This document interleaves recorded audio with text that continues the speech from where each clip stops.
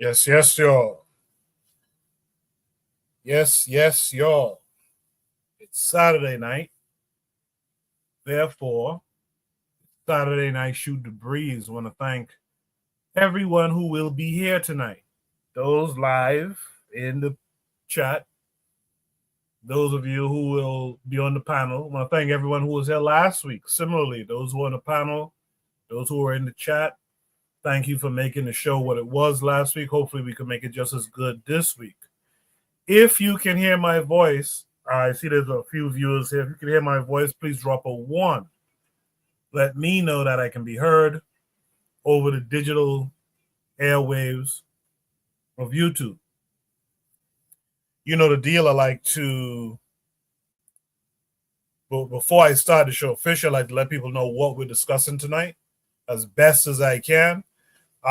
Again, make sure you guys join the Discord, navigate the Shoot the Breeze channel, and you could leave your topic, leave a prompt that's no longer than 2 sentences, that's succinct, and leave an attachment that takes us to YouTube, preferably, but X is fine as well, and even Instagram is okay.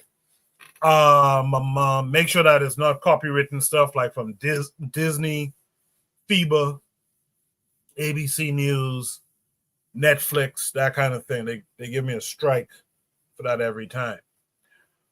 With that said, what will we be discussing tonight? We're going to be discussing what can we do to stop the enemies of our host nations when we're in the West.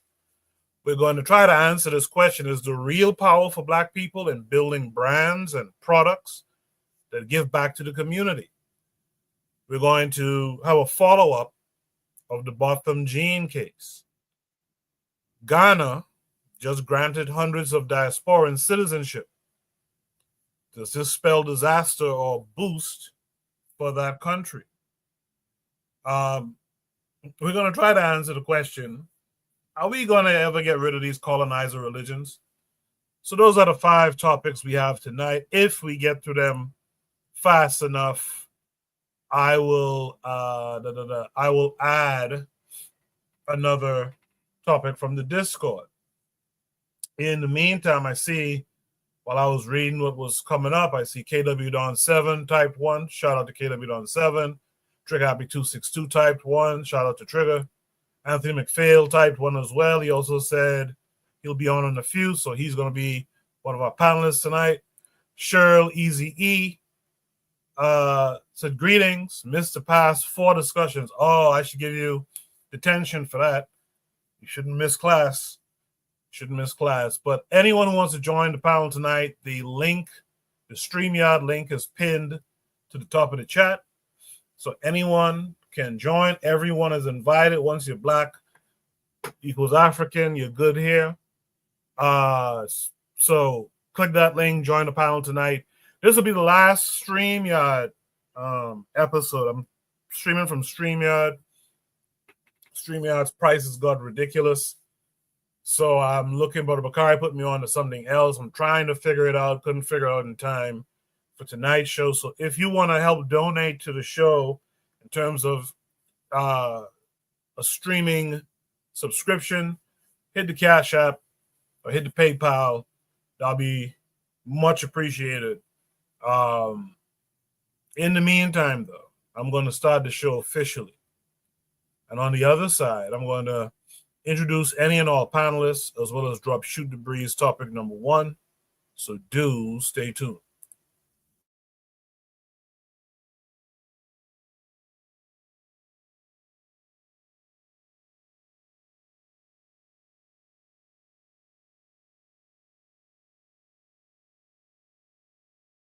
You are listening to the Bitter Medicine Podcast on KWAZ Radio.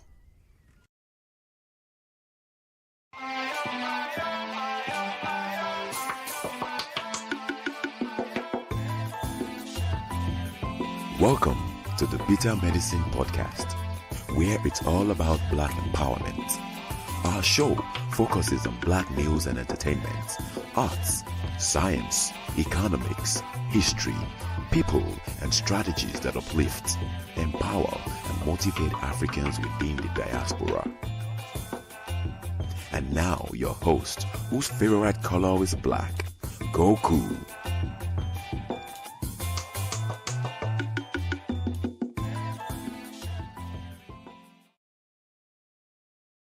Welcome back to the Bitter Medicine Podcast. I am your host, Koku.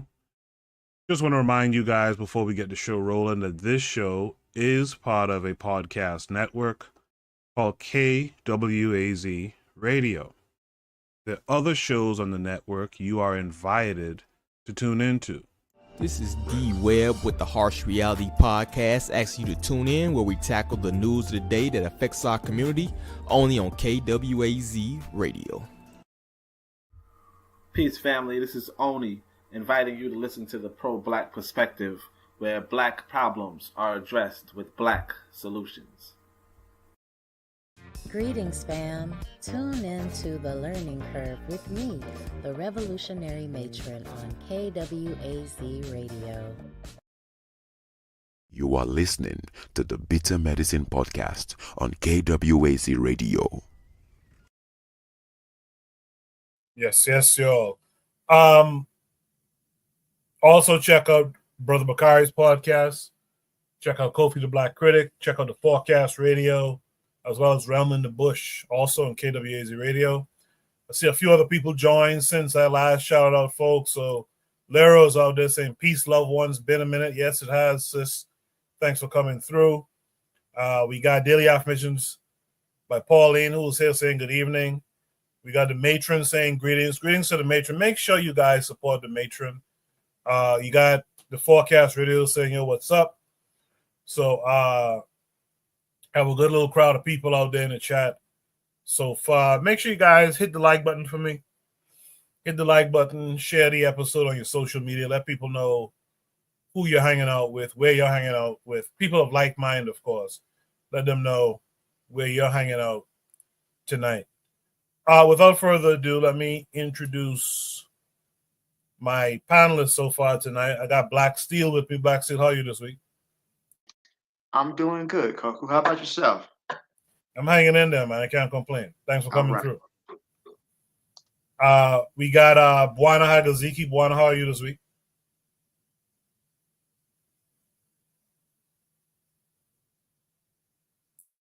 All right, look like Bwana has some issues going on. Brother Bakari's out there in the chat saying peace and Black African power. Right back to you, Brother Bakari. Peace and Black African power to all of you. I was waiting to see if Bwana would come back immediately, but I guess he might be having some difficulties with his connection. So I'm not going to belay it too much more. Let's just get right into it. Shoot the Breeze topic number 1 tonight.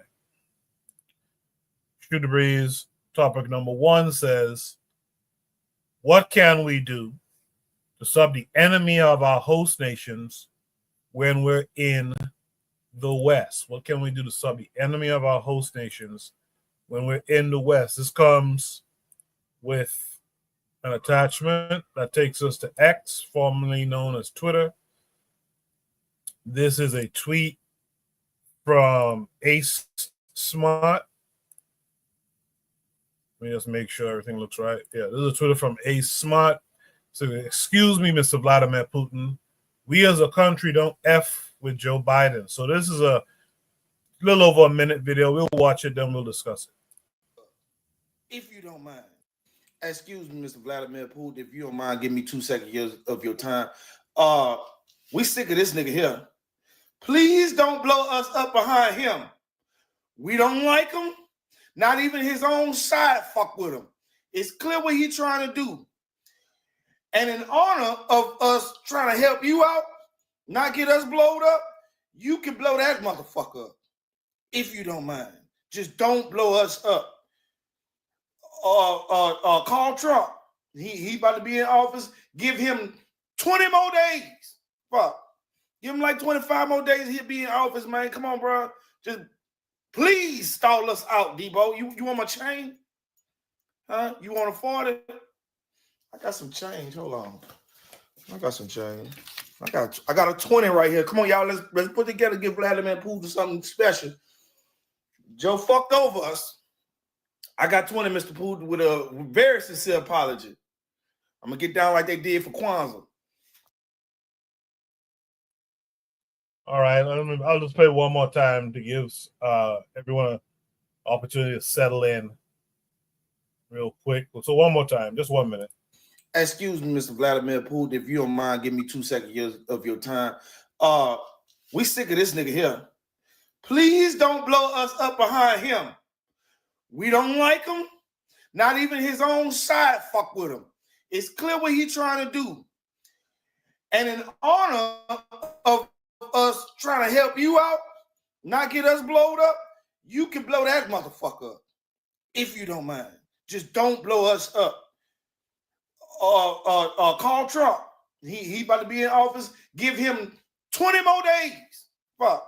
Give him like 25 more days. He'll be in office, man. Come on, bro. Just please stall us out, Debo. You want my chain?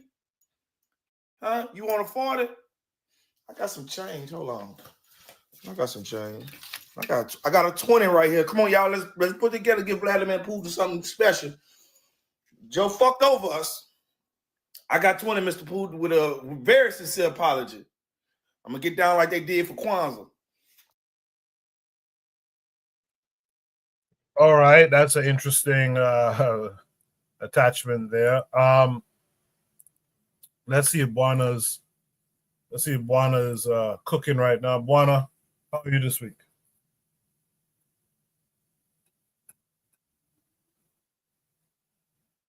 All right, Buana, if you're speaking, you're muted. Nope, there goes Buana again. So Black Steel is me and you. Black Steel, what are your thoughts? What can we do to sub the enemies of our host nations when we're in the West? This is an interesting prompt, and I think although it's meant very much a humorous prompt, I think it's very timely because of the fact that Russia has actually lowered the threshold necessary for a nuclear strike in response to a conventional attack. So that being said, Ukraine has actually used weapons made by US, Great Britain, other NATO countries as a response, and they're striking deep into Russian territory. So Russia, because of this, they're saying that if you use weapons made from another country or by a NATO ally, they consider NATO involved in the attack. So they're lowering the requirements necessary for them to go nuclear. And it puts all of us in grave danger. And for one thing, I think the dude humorously is trying to say we ain't got no parts of that. But the reality is that the West is willing to destroy the world if they're not able to maintain their hegemony. When I say the West, I mean the United States and its allies. You know, they want to maintain their dominance as the world's only superpower, and they're willing to destroy it if they can't maintain control of it. With this being said, Russia actually does have more nuclear weapons than the U.S. But the problem about a nuclear war is that it's mutually assured destruction. Nobody comes out alive in that situation. You know, eventually that could lead to destruction of most of the higher life forms on the planet. And the thing is that, you know, Trump doesn't take office until January 20th of next year. So Biden is in his lame duck presidency right now. There's nothing he can really do. He's just waiting for the next president to take office. In this period of time, Biden has chosen to escalate, but actually escalate conditions with Ukraine, escalate the wars in Gaza and everything else like that, instead of using this time to maybe tamp down on him, because he's not going to be president anymore. You know, what can they do to hurt him? He's going to be out of here in 2 months. He's like, fuck it, I'm just going to throw gas on the fire. As far as when he said, I'm assuming he said by we and black people, there's very little we can do. You know, there's very little that Black people can do to deal with these omnicidal monsters who are willing to destroy the entire planet. Nothing short of revolutionary Pan-Africanism, right? Because Pan-Africanism is a threat to white domination of the planet, which is why they work so hard to prevent us from organizing and uniting. The problem with that is that too many of us don't see, we can't even imagine the possibility of Black people being independent and free to make their own decisions, or even to impact the world on a global stage. And we forget that Africa was the world's first superpower. You know, ancient Egypt was the dominant power of the world at this time. We're no strangers to power. We're no strangers to control and dominate. Not to say dominating, but having a decisive voice in our reality. But yet and still, we can't even imagine. As a comment here, we should be putting our energy on leaving the West. If it's a nuclear war, ain't no leaving nothing. Everybody dies. You know, if you don't get hit by a direct blast, the nuclear fallout, the nuclear winter is still going to affect you. There's no leaving the West. The West has to be confronted and has to be stopped. Yeah, you're not going anywhere. There's nowhere you can go to escape that, I'm afraid. You know, I know a lot of our people, you know, they want to expat. I'm not against that. It's just the reality is that if the United States and Russia go nuclear, ain't really no place you can go to avoid that, which is why we have to break their power. But that's going to take a level of organization and pride that we just don't have as African people just yet. I think, but we have to start now because time is running out. I have no doubt that if it comes to it, if we get to the brink, that they won't hesitate to attack. The United States is often threatened, you know, the threat of nuclear war. Israel is known to have nuclear weapons. So this could very well be a bad case. I understand the brother saying in humor and in jest, but I get his point. Hey, we don't want any part of this. Here Biden his administration pouring gasoline on an already raging fire. I'll leave it there. Thanks. I appreciate that. Black Steel. Lero in the chat said we joke about it, but it's a real thing to consider. However, the U.S. is the one with the known history of such actions. Instead of begging Russia, maybe beg America to stop warmongering. Lero goes on to say, however, begging goes a little way when you're a powerless people. She says, this is why I'm an advocate for repatriation. Because while it's true there is nowhere to avoid that fallout, being in the backyard of the East's enemy isn't very smart. And earlier, Cheryl said, agreed, we should be putting our energy to leaving the West. Cheryl here says, it's not about escaping, but how do you gather Black pride if you mostly around white people? Cheryl goes on to say, you can't talk about organizing without talking about Africa. All right. Lastly, Lero says, people tell you about the flames, but we don't see through the smoke. Reactive. Let's try with Buana again. Buana, are you there? Yeah, I'm here. Can y'all brothers hear me? Yes, sir. It's about time. Jeez. Yeah, it's good. It's good to hear from everyone. I hope everyone is healthy and well. I want to build on with Black Steel.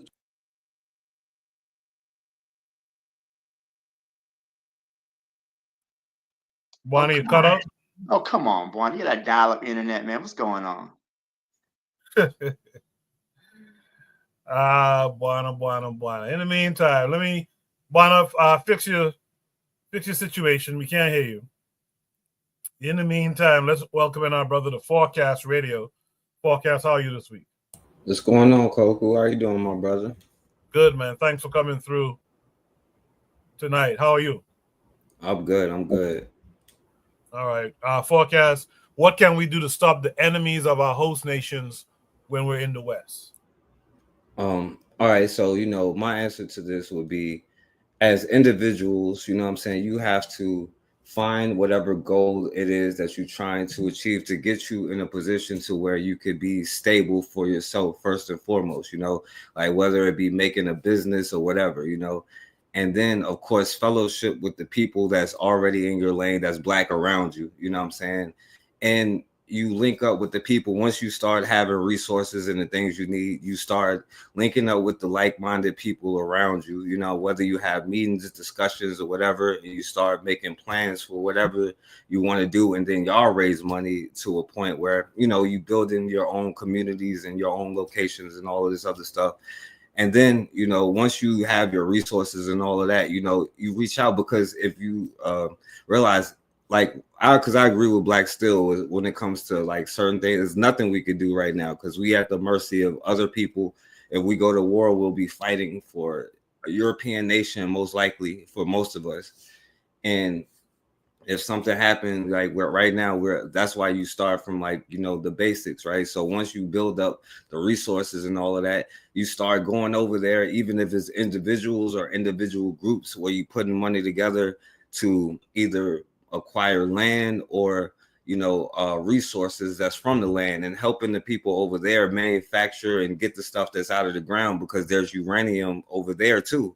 So once you do that, you build up your own stuff, and eventually you become a superpower. But I understand what most people saying, Black people ain't gonna work together. That's why you start with your own individual thing, your individual goal to build up your resources so that you can go invest in whatever it is over there and build your connections for whatever you need, and then also you should just be prepared anyway, because you never know what could happen as far as canned goods and all type of stuff, because it's just like I said, there's nothing you could do. And Europeans is psychopaths, so they don't care. Before they die, they'll take everybody with them. You know what I mean? And also the Chinese as well, And also, if you're going to do business with other groups of people, make sure that you start having leverage. Don't let Russia come in and be like, yo, what do I have to pay for that? All right, it's fine if they want to help you, but what are you paying? Is you paying with the servitude of your people, or what, or China coming in? You want to make sure that you, for your individual group, that you control whatever it is that you can control, and try to get as many people on the same board. And to also do that, you go back to your community and help with the youth and stuff like that. You can't just go out there and telling them stuff. You take them resources that you help build from whatever you're doing, you know what I'm saying, and try to get them and educate them to do the same thing. And so you have more people putting together. So, but yeah, that's all I say. I'll pass the mic. Yeah, appreciate that forecast. What forecast? Forecast is spot on. Forecast is building off of what Black Seal had said too, and some of you in the chat. But forecast talking about organizing, not just being organized in the West, but go back in Africa and organize. And it reminds me, I don't know which one of you posted. I don't know if it was Oni. I don't know if it was Black Seal. Someone posted about 2 weeks ago. I can't remember who it is. If it's Carter G. Woodson who said it. But they said that Africa needs business, what do they call it? Business magnates. Meaning you need powerful business operatives working in the favor of Africa. Forecast said something that, dude, these nuclear weapons that they're building, the key to those nuclear weapons is mostly in Africa, under the dirt. And this is why, again, I'm not trying to knock anyone, but this is why I say Africans on the continent need to really be at the forefront of Pan-Africanism, quite frankly, because you guys have the mineral deposits, you have the mineral richness. You guys really need to get the old shit together. I saw some Ghanaians, I think it was. I don't know if Trigger Happy saw it or not, but I was asking for someone to translate. I saw some Ghanaians rolling some Chinese out. One Ghanaian took a 2x4 and smashed one right in the fucking head, which I love to see. Right? Get them people up out the paint and take control of that stuff in the dirt. They can't, I mean, they already built what they have, enough to destroy the world.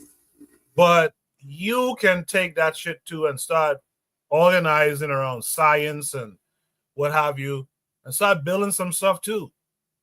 And that's the problem that we have. We are just, like I think it was Larry who said it earlier in the chat, we just sitting around waiting for some shit to happen.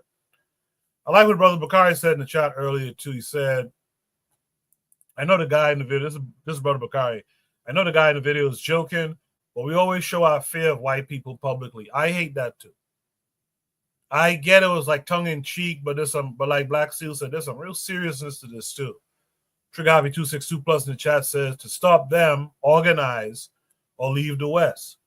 Cheryl said, if you say that there's going to be nuclear fallout and it doesn't matter where you are, why talk about organizing?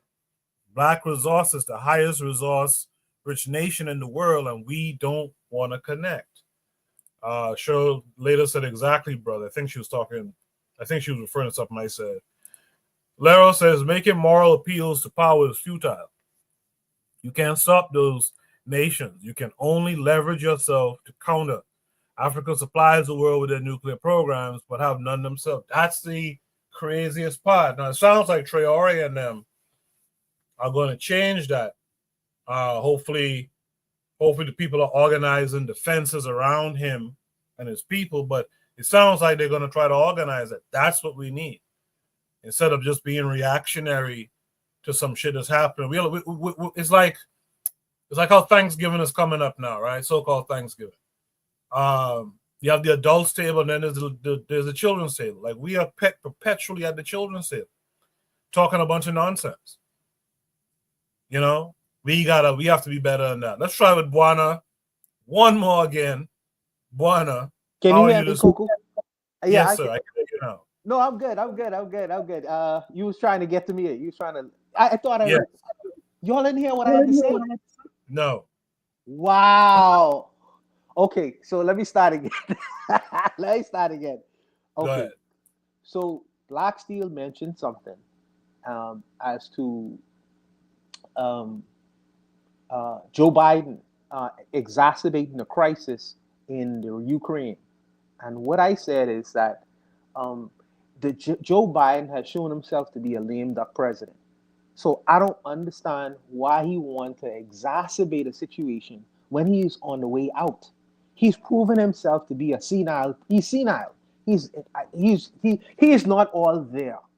And the fact that generals or responsible people would take his advice on his way out to exacerbate a crisis that could have long-term effects, someone has to be able to say, okay, we can't listen to this guy. He's on his way out. He's a politician. He doesn't know about war and how many deaths that is going to be incurred by his decisions. And we can't respect the seat so much that we are going to listen to what this man has to say on his way out. So he'll not be responsible for the chaos that he's going to create. In fact, he's an old man. So if some adult people have to be in the room and say, yeah, Mr. President, we'll get right to it in February, as long as you're not in office anymore, because we can't listen to you. You're proving yourself to be a lame duck. You're a senile person, and you're on your way out. I'm not going to exacerbate a crisis. So I don't think some adult person, some wise general should be in the room to say, Mr. President, we can't do that. We can't go along with this. And as far as the statement, what I said is that we are at the mercy of some of these powers who have nuclear capabilities. We are at the mercy, unfortunately, because Africa has not decided to become nuclear capable, nor has the Caribbean or any other so-called black run and led society. So we are at the mercy of these so-called powers. When it comes to the nuclear way of fighting, biologically, I'm sure that African countries could fight biologically. I'm sure we could fight in different kind of ways and manner. The Mexicans or the drug dealers and Mexicans, Carlos Lita say, I want to fight America by using the drugs. And he's been very successful at that. Yeah, in fighting the enemy, in fighting the so-called enemies in America. But as far as this nuclear kind of situation, we are at the mercy of the West, these Western powers, including Russia. So I don't know if we'll be able to stave off our enemies and fighting fisticuffs with them as far as nuclear capability. But I'll leave it there. I hope you could hear me. That was good, Juan. We heard you just fine.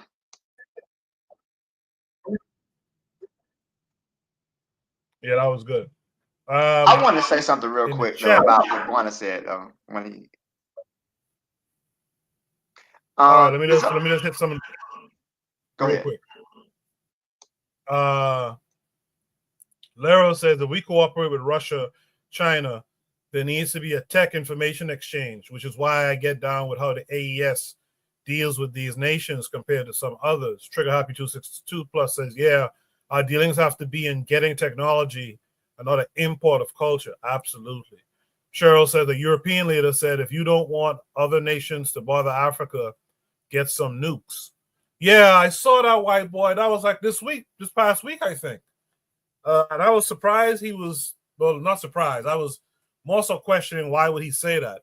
But he was talking about, yeah, I hope Africa gets nukes. Azuliism is out there. Shout out to Azuliism. He said, this is Candyland. It's Candyland. You can't destroy Candyland. I get the reference. He also says, you done effed up. This Candyland N-word. You can't destroy Candyland. We've been here. There's always going to be a Candyland. Can't no N-word gunfighter kill all the white folks in the world. Spoken like a true Stephen from Django. Spoken like a true Stephen from Django. That's a self-own. Those are rare. He's burned himself. Hilarious. Hey, I can see him crying right now when one of them gets shot. Like, no, Master Calvin. Oh, Calvin. But I want to say something to what Buana said, right? There's only ever been one African nation to actually possess nuclear weapons, and that was apartheid South Africa, right? And South Africa helped Israel develop their nuclear weapons program as well. But nuclear weapons serve as a deterrent because, again, the threat of mutually assured destruction. Just like when Saddam Hussein had biological weapons in Iraq, or when Gaddafi had, biological weapons in Libya. The West was hesitant to invade and overthrow. It wasn't until they got rid of those weapons that they invaded those countries. They overthrew them. So I do agree that nuclear weapons, biological weapons, they do act as a deterrent to the Western powers. So in the event of like an invasion or whatnot, so far they've been content with their neocolonialism and their sanctions. But again, and I say you can't run away from it, because the idea is that I'm about confronting, right? I believe that the European and the Western powers have proven themselves unfit to dominate the planet, right? They're unfit to rule. And their rule is driving all life on this planet to the brink of extinction. So I don't believe that, anybody who wants to expatriate, more power to you. But I believe the goal should not be to expatriate, but rather to organize for power, for Pan-Africanism, for revolution, to be able to take these people from off their seat of power. And I believe that there are many choke points. This empire that the West has is not invincible. No empire is. Every empire falls. And I think there are certain points of contention that if we were organized, we could definitely take advantage of. And we could hasten this empire's fall. It's already crumbling. It's already going downwards. It's already on a downward spiral. It's only a matter of time. Again, the West wants to have full spectrum dominance: land, sea, air, space, everything. And any nation that could be a threat to that dominance is an enemy. The United States wants to attack China. They want to go to war with China by the year 2030. That is in their planning. Right, so there's going to be a pivot to Asia. There's going to be less focus on the Middle East and more focus on Asia.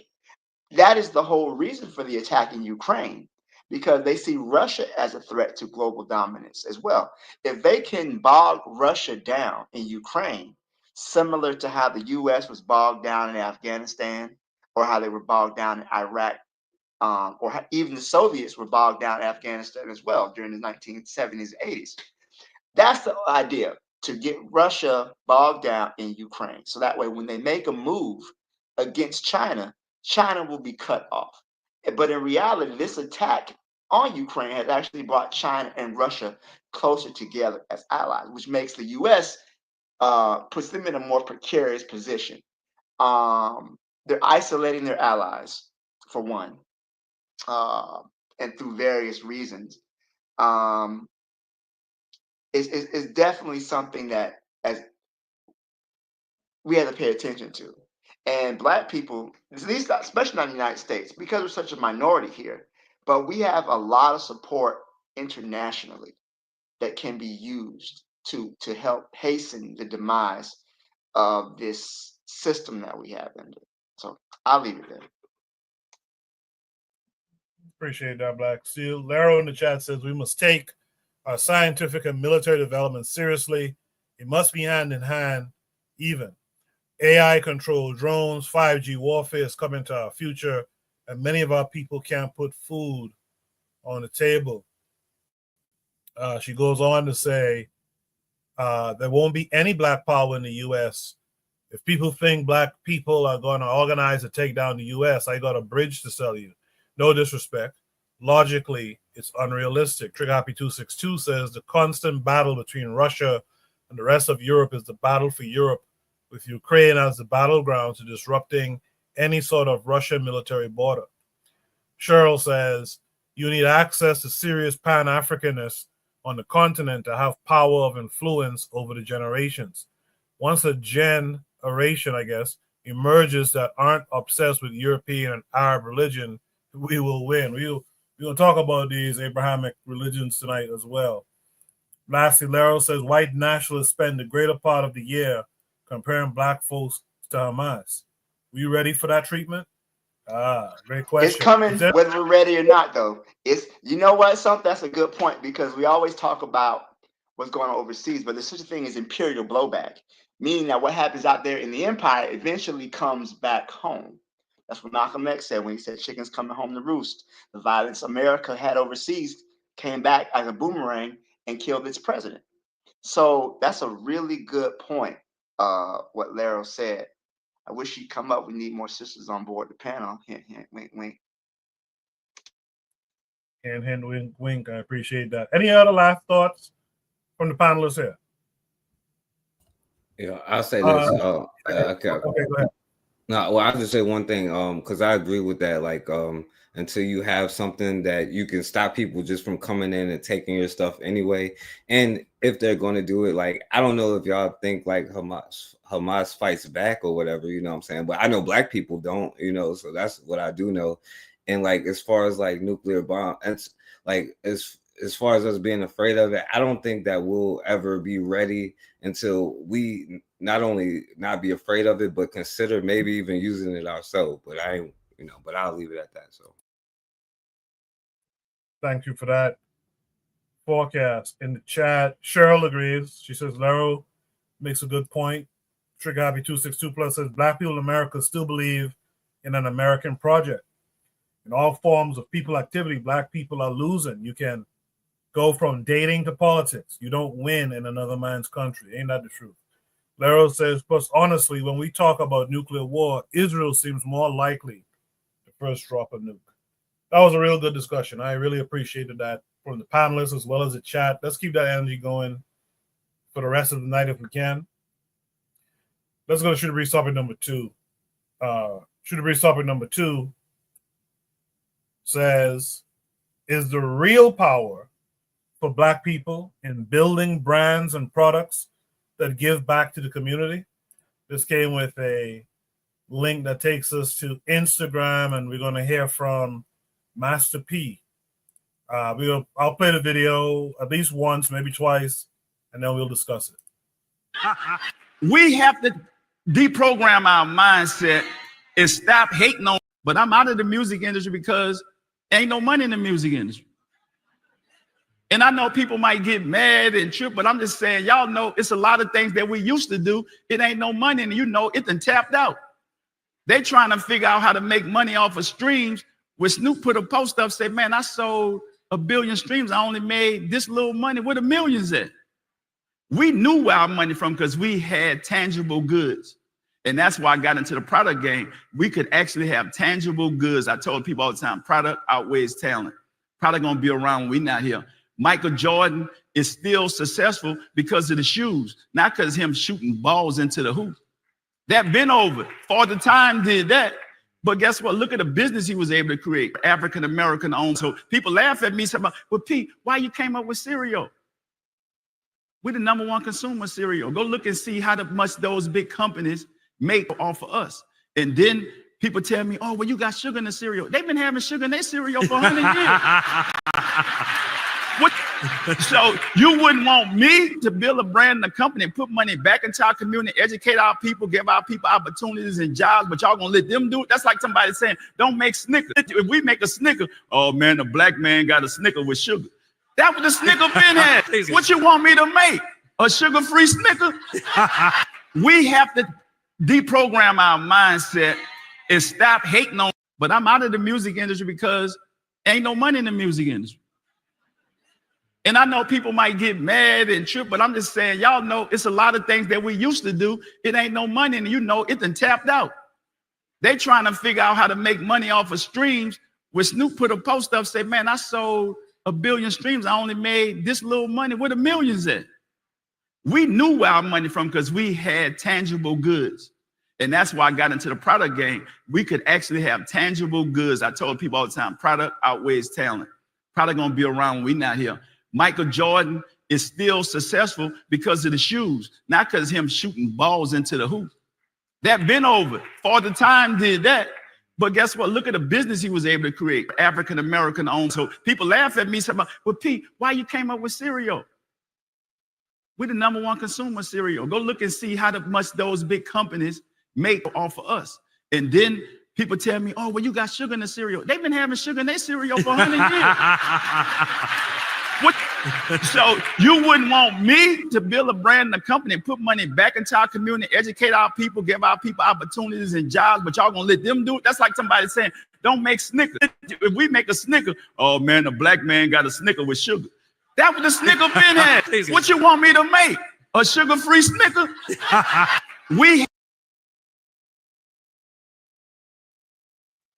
Yeah, so I get Master P. I'm going to let the panelists really talk about this. I get what Master P is saying, but that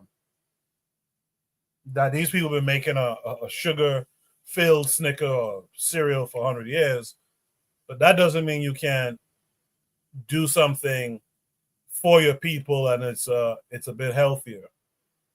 You know, I think we always have to do it their way. Now we could do it our way. You know what I mean? We could get back into our own tastes and whatnot. In the chat, Cheryl says, first of all, it's good that we are starting to think collectively. Beautiful. But we don't have communities. We have neighborhoods. Nothing you can do to stop white people from gentrifying. Now that's a fact right there. In America, unfortunately, because there's no cohesiveness, there's very little a so-called black neighborhood can do to remain black. When I was home in my hometown, I used to read these books, these little books on like the Harlem Renaissance and stuff. When I came to New York, I was looking forward to checking out Harlem. And when I first came, Harlem was still black. But after I came when Clinton was president. And after Clinton left office, he opened up an office in Harlem. And that was the beginning of the end of Harlem being black. Now, if there's some cohesiveness, you might be able to thwart that. By the end of the day, the gentrification problem is an issue with money. And that's the thing that we can't really combat. In any event, should be sub number 2 is the real power for Black people in building brands and products that give back to the community. I'm going to start with Black Steel on this one. Black Steel, what are your thoughts? So the answer to the question is no, it's not. That's not the real power for Black people. Black capitalism will not save us. I'm sorry to tell y'all. It's not. Now, to that being said, I'm not against Black people building brands and circulating. I think that's a good thing. But will it save us? Is this real power? No, it's not. I think that when we hear these rich Black people talk, right? He's talking about making money for the community and whatnot. Master P he's a businessman. What he said about the music industry not making money anymore, that's very true. And many artists, the only way they really make money is if they go on tour. If they have to go on tour, go on concert, and that's how they really make their money. But their album sales, they don't really move the needle.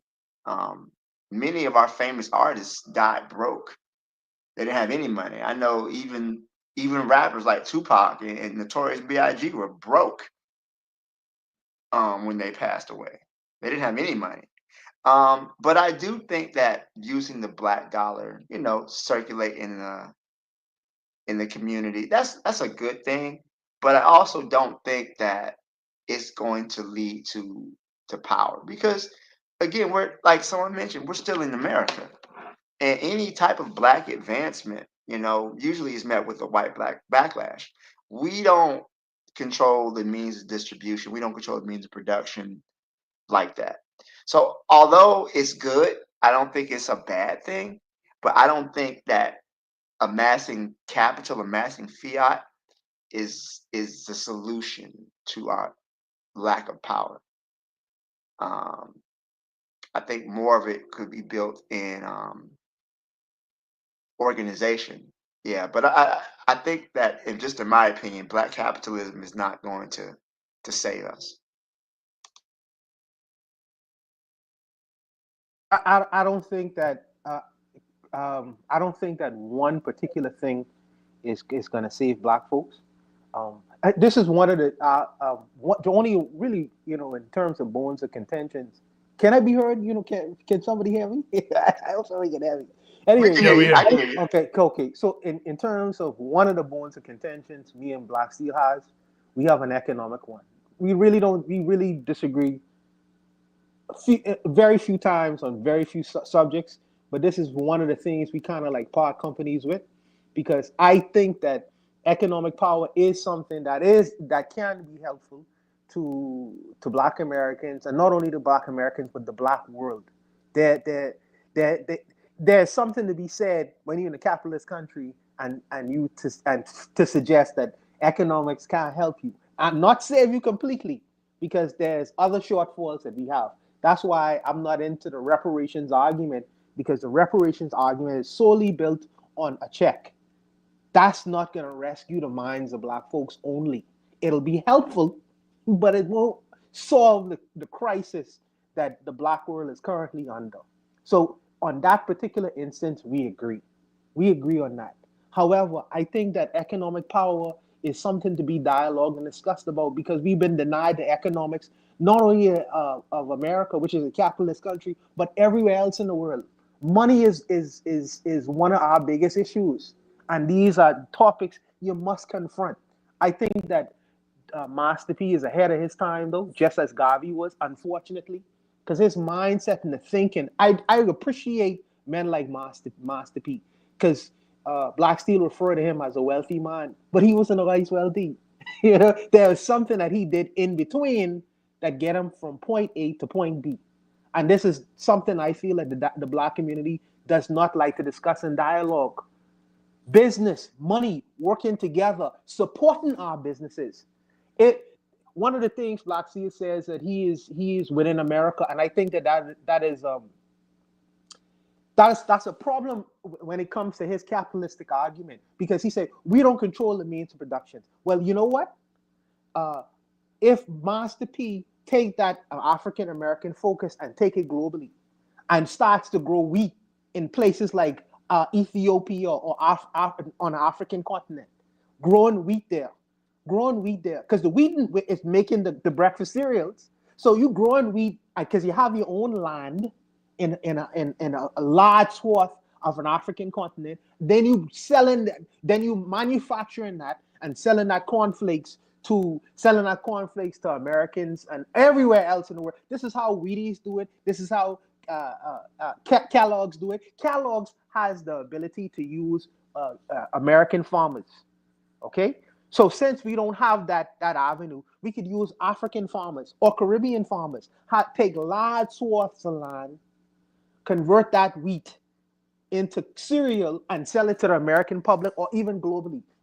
I think that he needs to branch out and not restrict his abilities within the context of the United States. Then you will have the ability to compete with the Kellogg's. You become when you feed in America, you have the ability to control a larger swath and piece of America. That is power. Because you're not only feeding Black Americans, you're feeding other people who are going to buy into your cereal. Not only Black people like Master P, many other people like Master P. Many other kinds of people like Master P. All over the world, even in the American public, you are competing with other people who are doing the same things you do. So now you're talking about means of production.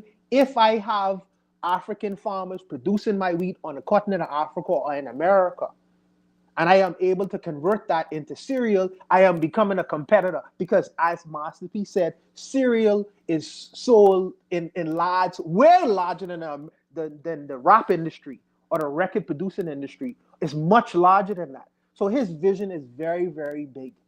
It's a very, very big vision.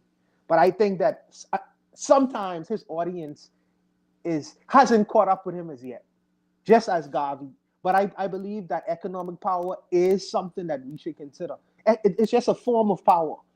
As we was talking about nuclear power, which is another form of power, intellectual power, which a lot of the Jews have had, and it's not been transitioned to us as yet, but we're working on that. But there's different forms of power. Will economic power save Black people alone? Absolutely not. But it could help.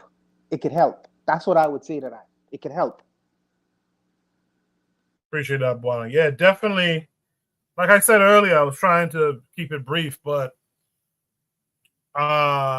economic power is at the center of this, really. I'm going to share a belief I have, man. And it's built off of Amilcar Cabral quote. People are just out here. This is to paraphrase him. People are not out here to debate theories and ideologies, and people are here for prosperity. People want to see their children prosper, themselves, their future generations prosper. And how do you get that done? I'm going to tell you something. I think if we had conscious business men, see, Master P is not a conscious dude as far as I know, right? If we have conscious businessmen, we would have a chance to end this bullshit we're going through by the end of next year. The problem is we don't have that. The reality of it is, you want to get the average person on board and organized and stuff, give them a job. Give them a job, and that job has something to do in terms of nation building, grabbing control, grabbing power. Give them a job that aids in that direction. That's how we don't get out of that stuff. Allow them to be able to feed their children and see their children go to school and do well, this, that, and the other. There's other components as well, of course, but there's African-centeredness is strong in it. And the next part of it is the people got to prosper. Like several people in the chat said, to think that you're going to do this stuff. I forgot who said it well. Maybe it was Lero. She said economic power is of utmost importance. None of the endeavors that will give Black folks the power desired are coming free of cost. And that's just the reality. That's something I had to kind of come to within myself recently. You could ask folks to donate their time, to donate, to do this, to do that. Ultimately, like Emil Cockabrow said, man, people are in it for their prosperity. And that's a reality we have to really consider going forward. With that said, let me hear from the forecast. Forecast, what's it?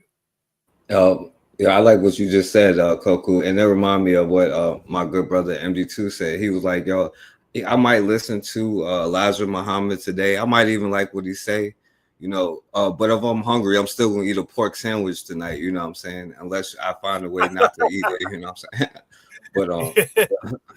But anyway, yeah, I'll say this. I can't say like vouch for Master P one way or another. You know, one thing I would say for him is like a while ago, it was the judge Olu Stevens who got in trouble because he ain't let a defendant have an all-white jury and all type of race, and he got suspended. And I would say Master P went up there and tried to like stand up for him, and he like tried to like do stuff for him, help him out or stuff like that. So I will say that about him.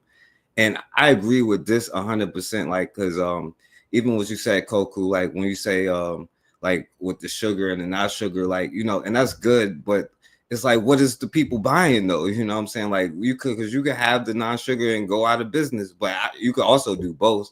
But I mean, if black people is buying, because I'm not gonna lie, I'm a person myself. I like candy, you know what I'm saying? I probably will never stop eating candy, you know what I mean? Even though it's bad for you, you know, but it is what it is. But see, I agree with what he's saying because, like, yo, black people, that's the point, is to build your industry. Like, yo, like Amos Wilson, like, yo, be like, you should be making your own underwear, you know, all type of stuff. If something go wrong, like, what about the toilet paper that people couldn't buy? You know, it's a black-owned toilet paper, and Corey be doing the black business, John. He should go back to like the Black Business Fridays, you know, he was doing, whatever day he could do it, you know, because all of that stuff is important. And I used to always say, like, if we so into like voting, we can take the most successful black business people and nominate them, whatever, for a board, you know what I'm saying? Where we all can like make sure they stay transparent and all of that stuff, you know. But there's a board strictly to fund and help grow, not just give them the money, but show them how to grow and all type of stuff, you know. If you want to think about it, like that TV show that they got with like Mark Cuban and stuff like that, but they actually helping these businesses and they putting them in our areas, and in return they're actually hiring our youth, our people, that we're hiring each other, you know what I'm saying, giving each other jobs, you know. But we're all, whether you got like $1 or $1 million, whatever, you know what I'm saying, you putting money into it, you know. It's just like the thing that I see is like a lot of times like people do talk negative about it, but it is like, where are you going to even spend your dollars today? Are you going an extra mile to support the black business or to hire the other person? Because like we always stand up for other people, and people are taking, well, I ain't gonna go there, you know, but like that's, yo, to be able to create, because until you have to be able to dispose of your own feces, you know what I'm saying, like to control your own. That's what freedom is, you know what I'm saying, being able to control your own environment. You want people to protect your neighborhoods, you gotta have to pay them. You want your teachers in the school, you gonna have to pay them, because people can't just do that because they gotta eat, you know, or how are they gonna eat, you know? So everything people were saying, it sounds good, but when people is hungry, they're gonna do what they have to do. And that's why a lot of people will sell out for $1, because like, yo, it sounds good with this black power stuff, but like, yo, I got a daughter at home that's crying and I ain't got no formula. My wife is tripping and I need this job, so I'm going to sleep right now. Or hell, I'm gonna sell out, you know, in the worst case, you know. But in most of our cases, I'm going to sleep because I got to go to work tomorrow, and I bet not say nothing because I could get fired. But if you're not creating opportunities and stuff like that, you're a slave anyway. I know we don't like to say that we are, but you are, you know. But anyway, I'll leave it at that. No, well said, forecast. Yeah, we are slaves. That's a reality. We are slaves. We think our freedom of movement disqualifies that title, but we are beholden. You know, in many ways we are beholden. Now, you also said some stuff that I want to address that I think is actually sensible too. There is that part of, if you're going to be black people and gonna start building your own institutions and stuff like that, you might have to follow what this other man built too. I think about that with like storytelling. If you were to just go and start a company, a media company, and you start telling stories in an African way, for example, most of our people probably wouldn't fuck with it. They're too used to what this other man has been putting out for the last 100 and something years. And so we would have to follow that in the beginning and then wean ourselves off of it. Same thing with Master P talking about the Snickers or the cereal. You might have to make it the way that folks are making it, get your foot in the door, and then try to change it eventually once we start to establish black ownership. So that I'll grant you that for sure. When Buana talked about Master P, and again, I'm not trying to diss Master P. I'm sure he has a consciousness, but it might not be an African-centered one. And what I mean is this. When Buana was talking about Master P, the next step would be to go and buy the land in Africa or the Caribbean and grow the wheat, blah, blah, blah. That's a certain African-centeredness you have to make that decision. Other than that, what you're going to do, and what's probably what Master P is doing, to be quite frank, he's using the same companies that make Fruit Loops or whatever to make the product, and he's just selling it in a different package. They do that with tennis shoes. This guy, Stephon Marbury, was selling his own shoes, Starberries. He was getting them from China, having them made from the exact same company as Michael Jordan was getting their shoes made.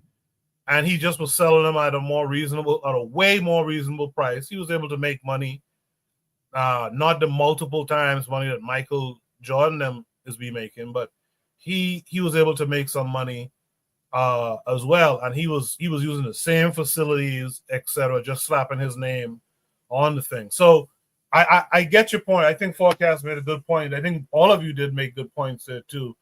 And there's a lot of good points in the chat. But the person who I want to hear speak now is the person who actually sent this to me, and that's Anthony McPhail. Anthony, how are you this week?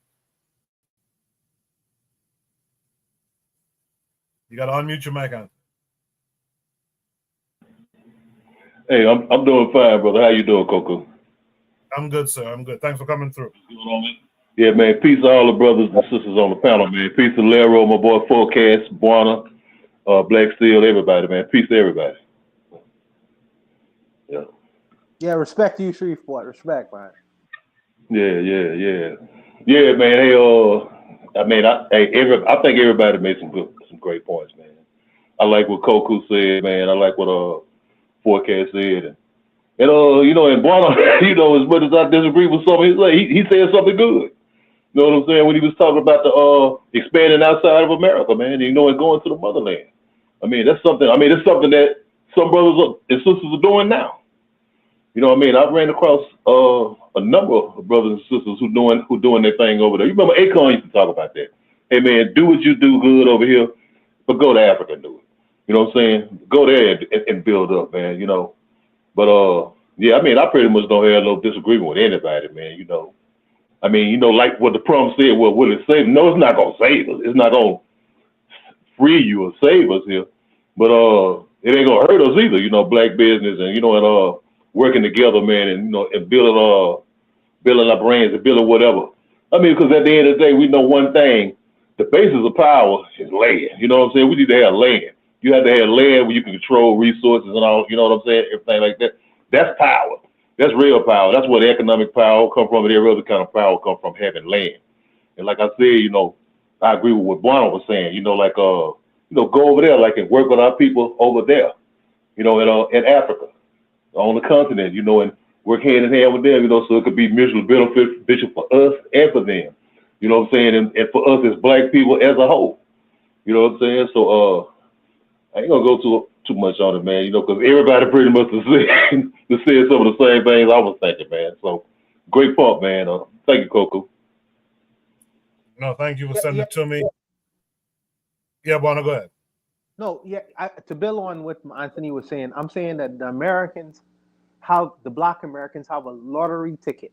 They have a golden lottery ticket. Whether people want to believe that or not, they have access to the U.S. markets of the world with that American citizenship. If they establish external relationships like globally, like every other corporation and company, like how they sell coffee in America, Folgers. You think them coffee beans are made in America? Yeah, it's like they have connections in South America, and then they manufacture the coffee beans, and then they sell it in grocery stores, Walmart, and different establishments within America. Why? They are working outside and paying the farmers, and then the person who is the face of the company, he has American citizenship, so he has the access to all of the American markets to sell to the greater American, which is trillions of dollars if you know what the hell you're doing. You know what I mean? So just as Musk, how you call him? Elon Musk. Everybody think that Elon Musk is the genius of the world. But let me tell you what Elon Musk magic is. Elon Musk is solicit Indian labor. That's how he produced the technological advancement that he's been able to do. He either imports Indian labor, or he is get Indian labor from India to produce a lot of his products. Because technologically, they are eating the Americans' lunch, but they're just very poor, or they don't have access to the American markets. Him sitting next to Trump give him that access. So what he's doing is he is what's it called it ledger what's the word I'm looking for, Coco? Ledger, when you use something to do something else. Well, anyways, he leverage. He is leveraging Indian labor. He's leveraging Indian labor, and he is just the face. That's his secret. So I'm saying that the African Americans could do the same thing. They have access to the markets of the world, and brothers like him could use African labor, because you have the largest land mass, and land-wise, minerally, you could produce the wheat, and to be even competitive with the Kellogg's market, and you'll do it cheaper. And all you have to do is bring that, manufacture it, and sell the Master P cornflakes. They don't need to understand how the consumer doesn't need to understand how it's made. They don't need to understand how it's made. But Master P have an advantage, because he is an African American talking to other Africans on the continent itself. You're paying African labor, and you're still able to. I don't know. Maybe it's in my friggin' head, and that's how I see it. But that's how I understand what it is that Master P is actually saying. But the brothers say, well, Master P ain't thinking that far, and he should. I think that Master P is from Louisiana. Anthony, you need to holler at Master P. You need to have a conversation with him, brother. You need to go have a conversation with your Louisiana brother. You know what I mean? But I'll leave it. No, good stuff. I think everything is in stages. But this is why we got to get consciousness, African-centeredness and consciousness to our people, because we can have great ideas, but if you only practicing, let's say, micro-nationalism, let's say you're in the Bahamas and you have a great idea, but you're only trying to make that idea grow in that little island nation, what will become of it, right? Like we have to get our people thinking a little further, how we can connect these dots. That is our people, Cheryl agreed with Buana, so did Lero. Kofi the Black Critic is out there saying what's up. A lot of good comments in the chat. Bakari says a lot of commercials. I'm sorry about that. Trigger asks, how would the American passport be valuable if someone is Pan-Africanist trying to divest from America? I think that's more or less about stages of what you're doing. I think there's some advantages of having access to the U.S., if you're working the advantages well, and then there's advantages to not having to deal with the U.S. ever again. Is there any last thoughts on this prompt here? Let me just say one thing real quick, right? To make it really quick. I'm not against the left, black people making money, right? But we have to understand the true nature of the economic system we live in, which is capitalism.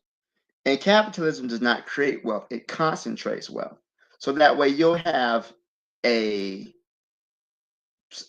person hoarding most of the money, and many people are without it. I am in favor of a more equitable distribution of resources. That way it'll truly benefit the community, which is why I said that I don't believe that Black capitalism is a source of relief for us. I do agree with Black business, but I also agree that the wealth and anything that's earned from that should be distributed in a more equitable manner that everyone benefits. Yeah, absolutely. I think it was Trigger, because he tends to mention that. I think it was Trigger who mentioned that's what Garvey really understood. Yeah, right here.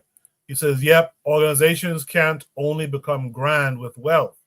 I honestly believe the UNIA was successful because Garvey understood putting a grip on the business class to build power. So it's like a,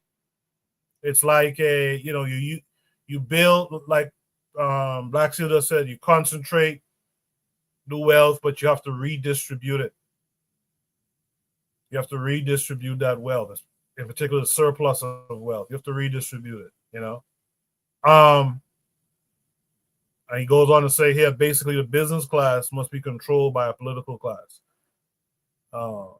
That's the only way you guarantee the wealth is distributed. Yeah, absolutely. I agree with that. Let's go to Shoot the Breeze topic number 3 tonight. Shoot the Breeze topic number 3 says a follow-up of the Botham Jean case. This is an interesting one. This takes us to YouTube. Takes us to a short video. We'll watch it. Then we'll discuss it. Fired Dallas police officer Amber Geiger to pay nearly $100 million to her victim's family. Geiger's already serving a 10-year sentence for the 2018 murder of Botham Jean. Jean's family members know they're unlikely to collect that full amount, but they believe the judgment is important for other reasons. Fox 4's Peyton Yeager was there as the family spoke outside federal court. Peyton. Heather, yes, this afternoon, Botham Jean's family and their legal team spoke to reporters and the public after the verdict was read in a courtroom. They said the jury of 6 men and 6 women sent a message to the entire world that Botham's life mattered and that law enforcement must be held responsible. And also, you should feel safe in your own home. Victory is mine. Victory today. The family of Botham Jean, flanked by their attorneys, broke out in a gospel song Wednesday evening following a federal jury's decision. Be like wow. Be like wow. $98.6 million is how much former Dallas police officer Amber Geiger was ordered to pay the Jean family in the federal civil trial. That sum, which is nearly double what Jean's attorneys asked from the jury, includes both compensatory and punitive damages. In what is likely a final chapter in this legal journey, jurors found Geiger acted with malice or was reckless in the September 2018 shooting death of Botham Jean. It's been tiring having to fly from St. Lucia to Dallas so many times. But today's verdict really gives me some consolation that you saw the value of Botham. The off-duty Dallas police officer shot and killed Jean after she mistakenly entered his apartment instead of hers at Dallas's Southside Flats apartments. Geiger testified in her 2019 trial that she mistook Jean for an intruder. Geiger was convicted of Jean's murder in 2019, and she's currently serving a 10-year prison sentence. At her request, Geiger wasn't in court for the 3-day trial and also had no legal representation. We've gotten to the question over and over, well, how are y'all going to collect from Amber Geiger? We got that question. That was not important. What was important was holding Amber Geiger civilly liable for what she did to Botham. Amber Geiger is not going to have a life that she's just going to be able to, she's not going to have a normal life, all right? She's not going to be able to capitalize on any fame that she may have gotten from this case. As part of the judgment, the Jean family could get money from any Geiger book or movie deal. The city of Dallas was initially named as a defendant, but was later separated from the lawsuit. Jean's family says any money they do receive will go to helping others with the Botham Jean Foundation. Whatever we do is to continue Botham's legacy, and for me, that's my labor of love. Justice was served, and we are very thankful, and we pray that it will be a lesson for the authorities. Jean's family was also asked about the decision for Amber Geiger, her decision to not be present during this federal civil trial. His mother tells us that she still feels that Geiger has not taken accountability for her actions. Now, Stephen, Heather, if you remember, just last month, Amber Geiger was denied parole after serving half of her sentence. A jury ordered. Yeah, I'm glad to see they didn't have that goofy last son hanging around. He probably would have asked for the amount to be cut in half or some shit. Yeah, right there. Lero says, didn't one of the family members hug and forgive the officer who killed him? Something like that happened black as hell. Yes, Bakari says yes. Cheryl says the singing is so embarrassing. I really felt the ways about that too. But how do you guys feel too when you give your responses, and you guys in the chat? How do you guys feel about Benjamin Crump always being around to collect some money? You know, Botham Jean is dead, man. This money this judgment, they'll never see that money from Amber Geiger. They'll never see that money. But how do you guys in general feel about Crump? Is he an ambulance chaser type? What is y'all's take on that? In any event, let me mix it up this time. Let me hear from Anthony McPhail on this one. Anthony, what say you? Hey, I kind of knew that was coming. Yeah, hey, I think he's a useful ambulance chaser though, Coco. You know what I'm saying? Because like when stuff happens, I mean, he's always on the scene. You know, they always gonna get him. You know, he's like he's the go-to guy. But I give him credit for one thing, he always get the national attention, for a case though. So I give him, I think he's a useful ambulance chaser though, man. But I don't know, man. That was just, I was kind of looking at the family up there with that singing shit, man. I'm like, what the hell y'all doing, man? I mean, that's just like, come on, man. You know what I mean? I still think they should have gave her at least 20 years, man. 25 years. You done took a man's life, somebody on accident and all this old bullshit. I mean, no, man, I don't know, man. I kind of just, I'm like you too, man. I'm glad they didn't have that old goofy ass son there, man. I'll leave it at that, man. For real. Can I have a hug? Man, get your dumb. Someone should have snatched him and hit him a couple of cuffs, heading stage left when he did that dumb shit, man. Come on, kid. Forecast, what's it? I mean, I'm surprised he didn't come out like, yo, we got that lynch mob, like old boy. I don't know what's worse. Y'all can tell me what's worse. I ain't hear the singing because I walked away for a second. So they was singing in this? Yeah, they were singing. Oh, damn. I don't know what to say. I can't say really too much about that. Another dude that you should look up is a dude named Lee Merritt. He's also on probably more than Benjamin Crump. Yes, he is. Yep. Yeah, I know Lee Merritt. Yep. He used to be in I used to talk about all of these type of stuff, and he used to be in damn near every one of them. And I'm like, how you solve the case and then on to the next one before the last one is solved, you know. But I don't know, you know, I can't really say too much about this one.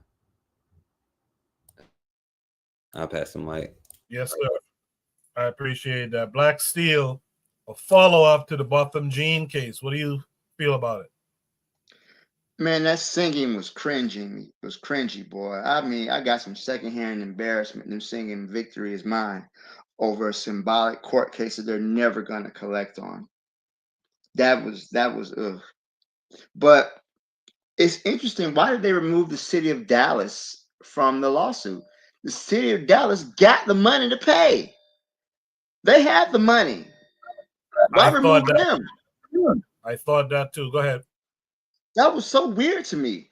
But you know, I'm not gonna go in on these people too hard because they lost a loved one. They lost a family member. They lost somebody they loved and they cared about through a senseless act of violence.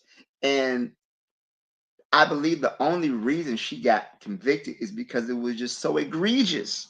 Had she been on duty, she probably might not have been convicted. But the fact that it was just so egregious what she did.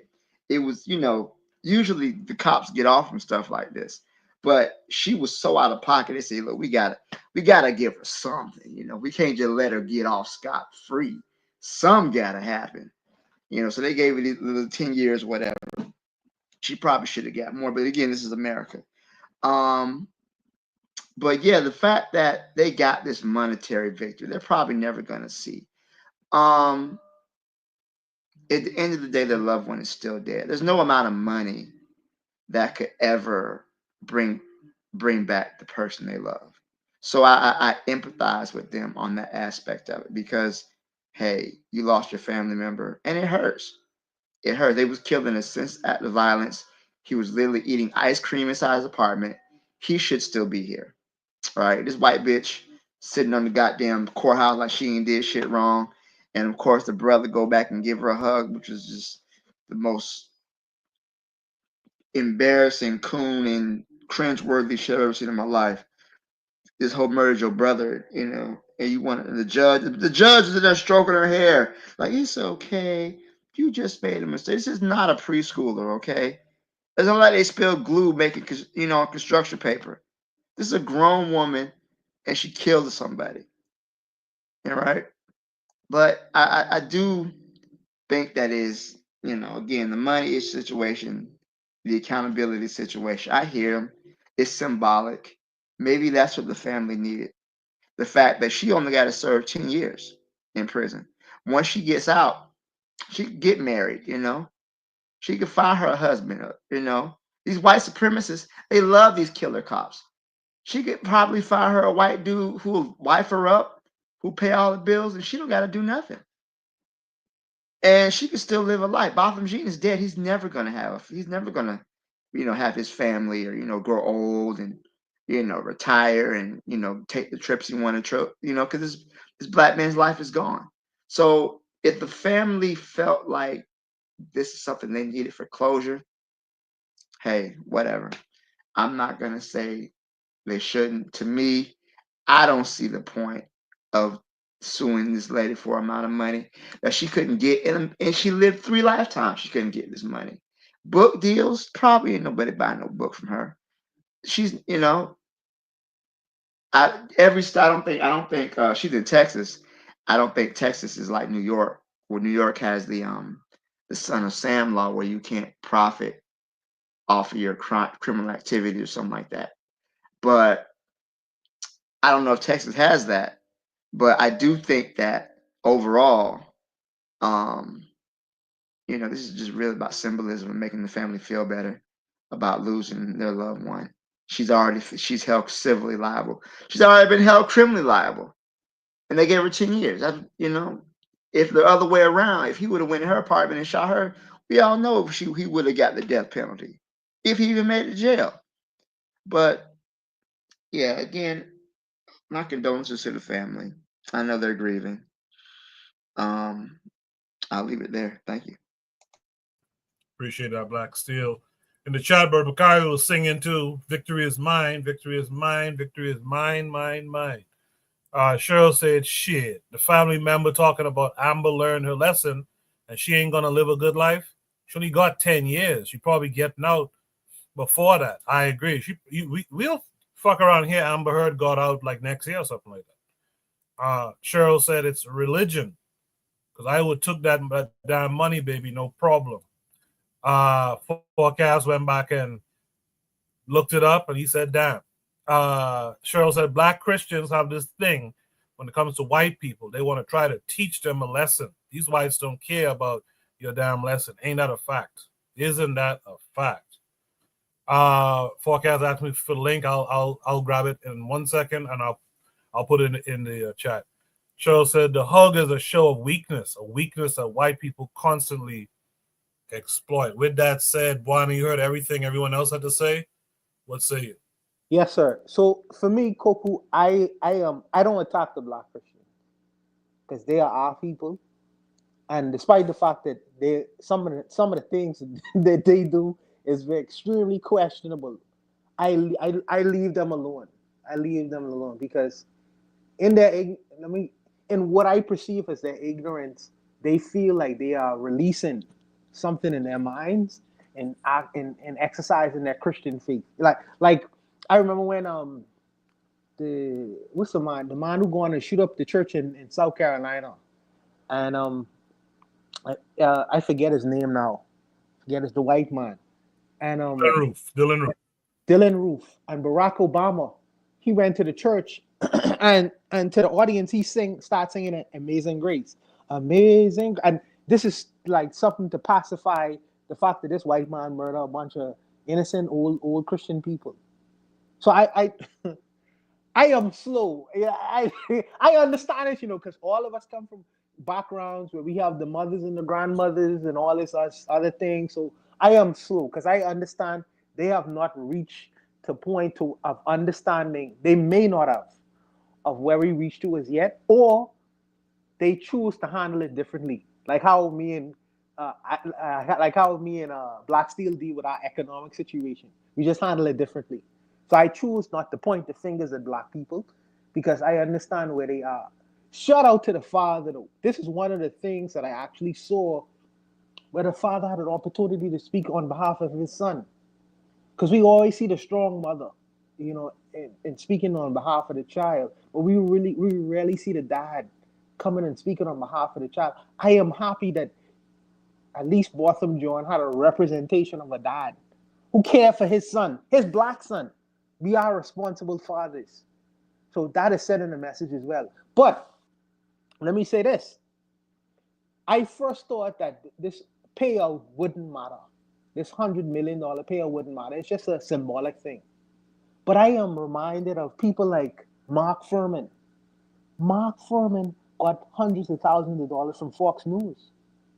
Hundreds of thousands of dollars from Fox News after he was doing his devilishment in that O.J. Simpson case. They use people like this because they know that it inflamed the audience, the black audience, and their white audience love these kinds of people. They put a twist to it. So they'll pay Mark Furman hundreds of thousands of dollars as if he is the voice of policing in America, the rightful policing in America. And they know full well who Mark Furman is. They did it to Zimmerman as well. Zimmerman make a lot of money, White supremacists send that man all kind of money, for what the shit he going to do in Florida. So yes, at first I thought it was just symbolic, but we don't want these devils profiting from the death and murder of young black kids. So yes, if they make $1, if they getting any kind of paycheck, I want it to go to be able to go to Botham Jean's mother to be able to do what she needs to do with that money. Because Fox knows these devils will pay them. They will pay them just to stick in the faces of black people to say, here, this is what she gonna do, but we gonna propagate her and make her the voice of policing in America. Or white woman policing. You know how these devils behave. Yeah, you know how they behave. So I don't mind this ruling. So whether she make $1 or $100,000, it'll go to Botham Jean's mom and dad, to do with it when they wish. So I respect this ruling, even though it's not necessarily the outcome that we want. She wouldn't be able to. Her dollars wouldn't go into her pockets. They'll go into the pockets of the family members of the people who she victimized. So that's what I think about this particular incident. But I'll leave it there, Coco. Any other thoughts? Chad, any other thoughts to this prompt? Panelists, is there any last thoughts on this prompt? In the chat, Cheryl says, this situation shows that collectively, we're not ready for power. We're not ready to leave white nations. I appreciate that comment, Cheryl, and all the comments so far tonight. Since there's no more comments from the panelists, let me go to Shoot the Breeze topic number 4 tonight. Shoot the Breeze topic number 4. Shoot the Breeze topic number 4 says, Ghana just granted hundreds of Diasporans citizenship. Does this spell disaster or a boost for the country? This came with a link that's going to take us to YouTube. We will watch the video as always, and then we'll comment on it. Unfolded on Tuesday, November 19, 2024, as Ghana made a powerful statement of unity and restoration by granting citizenship to 524 African diaspora members in a groundbreaking ceremony at the Accra International Conference Center. The atmosphere was electric as the recipients, hailing from various parts of the globe, were formally welcomed into the Ghanaian family. What does this moment mean for the future of African identity and diaspora relations? This historic event marked the third such initiative under President Nana Addo Dankwa Akufo-Addo's administration, reflecting Ghana's ongoing commitment to strengthening the bond between the continent and its global diaspora. President Akufo-Addo, a vocal advocate of Pan-Africanism, underscored the gravity of the occasion in his address, poignantly stating, "Your ancestors left these shores in circumstances that were tragic and inhumane. Today, we embrace you as our own, as fellow citizens of this nation and as part of the Ghanaian family." How often do we get to witness such a profound reclamation of identity on a global stage? The president reminded attendees that Ghanaian citizenship represents more than a legal designation. It signifies an invitation to embody the nation's core values: respect, equity, and peace. These principles define us as a people, he declared. Today we embrace you as our own, as fellow citizens of this nation, as brothers and sisters, and as part of the Ghanaian family. And today, as we grant you citizenship, we welcome you not just as visitors, but as Ghanaians, fully and forever. This ceremony is part of an ambitious narrative that Ghana began shaping during the Year of Return in 2019, which commemorated 400 years since the first enslaved Africans were transported to the Americas.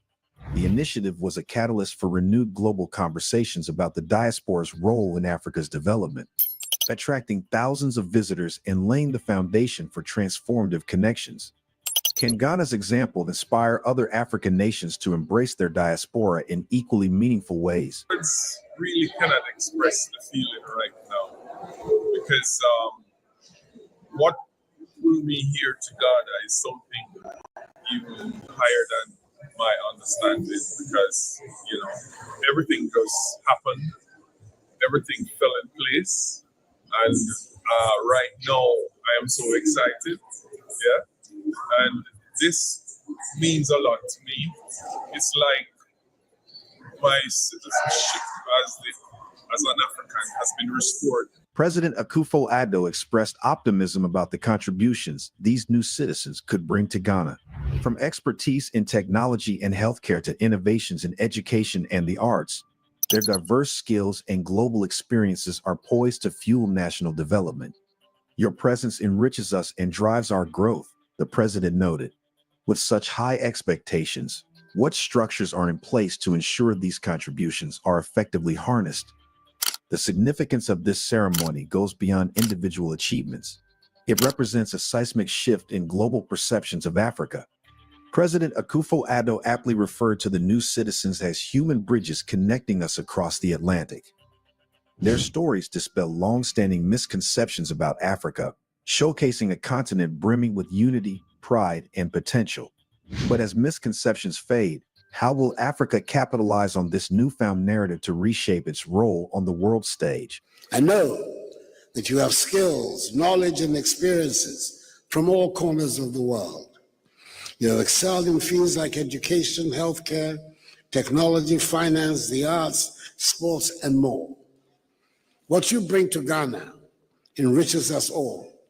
It reminds us that our potential as a nation is limitless. Your presence here is already making a difference. Your human bridges connecting us to both sides of the Atlantic. Ghana's connection to the diaspora runs deep. The country's haunting slave castles, such as Cape Coast Castle and Elmina Castle, stand as enduring symbols of a painful past. These UNESCO World Heritage Sites were once departure points for millions of Africans who endured the horrors of the transatlantic slave trade. For many diasporans, visiting these landmarks is a deeply emotional journey, one that confronts the legacy of slavery while honoring the resilience of their ancestors. Could there be a more fitting place for such a historic homecoming than Ghana? Ghana's leadership in Pan-Africanism, dating back to Kwame Nkrumah's visionary presidency, further underscores its significance to the diaspora. Nkrumah's call for African unity and his invitation to diasporans to return to their ancestral homeland set the tone for a welcoming environment. Today, that vision lives on as Ghana continues to offer pathways to citizenship and opportunities for economic investment. Also, the Year of Return in Ghana, marking 400 years since the transatlantic slave trade, was a groundbreaking initiative and the first of its kind in Africa, drawing global attention to the continent's cultural and historical significance. It fostered an unprecedented connection between Ghana and the African diaspora, welcoming thousands of descendants of enslaved Africans back to their ancestral roots. This historic event not only boosted tourism and cultural pride, but also positioned Ghana as a bridge between Africa and its global diaspora. The ceremony was more than a celebration. It was a reaffirmation of shared heritage and destiny. Quoting figures like Marcus Garvey and Peter Tosh, President Akufo-Addo reminded the audience of their collective identity. Africa is your home, and Ghana welcomes you with open arms. This powerful message not only resonated with the recipients, but also with millions of diasporans worldwide watching with hope and pride. Could this be the beginning of a broader movement toward reconnection and reconciliation across Africa? As the newly minted citizens celebrated their official ties to Ghana, the government pledged to remain steadfast in creating a welcoming environment for the diaspora. Policies to support investments, collaborations, and community-building initiatives are already underway. The question remains, how will Ghana balance its historical obligations to the diaspora with the practicalities of modern governance? In granting citizenship to these 524 individuals, Ghana has once again positioned itself as a global beacon of African identity and unity. The ceremony was not merely an event, but a profound statement of purpose, echoing through history and into the future. In a world where identity is often fractured by geography and history, Ghana's actions remind us of the power of unity and belonging. The final question lingers. As the African diaspora continues to reconnect with the continent, how will this collective homecoming shape the future of Africa and its people? Your perspective matters. Do you think other African countries should follow Ghana's example and grant citizenship to more diaspora members? Share your thoughts and insights in the comments section below. If you like this video, be sure to subscribe to the New Africa channel and turn on the notification bell so you don't miss any of our informative future videos. So there it goes. You guys can subscribe to the New Africa channel if you wish. That's where this video came from, of course. I'll say one thing about repatriation that I don't think gets talked about enough. Honestly, I think we need to organize repatriation. And this is why being a part of this is why organizations are good too. Like how there once was the UNIA. I feel like, let's use the UNIA as an example. I feel like if you live in Jamaica, the Bahamas or something, you should be a member of the UNIA, and through your chapter, your home chapter, you should be talking to the chapter in the locality of, say, let's say Ghana, where you want to go. And I think that should be organized that way. I think in that way, we can get a focus of people who are problem solvers going back to the continent, not just folks who want to go back and eat pounded yam and a goosey soup on the prairie, but folks who really, let's get some of the people who in some of these places, like I can tell you in my hometown, the reason why a lot of people don't return after they finish getting an education somewhere is because there isn't many avenues oftentimes to really go and get a job and be a productive member of that society. I think if we started to really get serious about organizations, local chapters, etc., we should be talking through organizations, and organizations should help to kind of not set you up per se, but give you some guidance, teach you of some some rudimentary stuff on the customs, on the language, on, where you could fit in and things of that nature. That's my only one issue with it. This idea of individuals just picking up and heading, I kind of don't like it, because what's the direction? What are you going to really do there? I mean, it's good for you on an individual level to reconnect, perhaps re-Africanize, and just to get out of the West, period. That's great.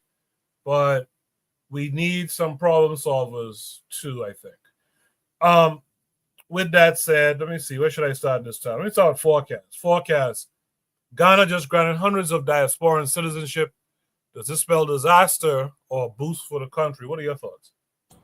Well, first of all, you said you took how I was feeling and said it, because how I feel about this, first of all, even the fact that it shows our mindset, the fact that we even on here and somebody sent this to you, and the first thing they after seeing this video was like, does this spell disaster or boost? Like, the first thing is like, oh, does this spell disaster? Like, what the? That shows our mindset, first of all. But I agree. That's what I was feeling when I seen this. Like, yo, I think it's a great thing, but it's time. It's like a little late in the game that we not moving with intentions. You know what I'm saying? Like, if it seems like this is on some sabbat. Well, I ain't gonna say on this, but a lot of stuff that we do seems to be more symbolic as opposed to moving with intentions. Like, what is the plan behind? And we're going to do this so that this boosts this and we can put it back into here. And this is the plan, but behind all of the things that we're talking about, everything that we do now, it can't just be symbolic as, oh, we're just showing this gesture of love and we can just get back together. It's it comes down to start having plans, because even this video made me think about it. Like Europeans, Neanderthals, whatever you want to call them, they're probably more aware of what's going on in all of these countries than we are, and especially about some repatriation. And the first thing they're going to put in there is it's going to spell disaster for y'all, you know what I'm saying? Because that's what they want you to think. But if we ain't, because everything that they're doing, they're moving with the plan to stay on the top where they are, and if we're not moving with the plan, then it's just useless. Just 500 more people that's in the country, which could be good or bad, you know what I'm saying? But if it's for 524 people for a specific plan that we have to this is a specific thing that we're doing, as opposed to just I don't know, a sign of symbolism. Well, I'm just saying the same thing over. So, that's all I'm saying. It just seems like we need to start moving with intentions as opposed to just doing stuff. So I'll pass the mic. Yeah, respect to that forecast. I agree. In the chat, Trigapi said, diasporans coming in to contribute to commerce is good. It just needs to be organized on a political level. Laro says the problem are these neocolonial states or leaders, and in a way, acts like these legitimize them, which goes against the work of those who have always lived there and impacts outside perception. Laro goes on to say, not every, and honestly, not most of those of us who repatriate understand fully what is going on and going wrong in these nations. There's cultural consciousness, but no political consciousness. Trigapi says, I would say the cultural consciousness could be better too. Some complain about repatriation, but don't speak the language. It needs to be understood that these languages are their languages as well. He says, that's what Obadale Campbell is doing, just needs to be a bigger scale. That should have always been the intention of repatriation. Anything else would have its faults.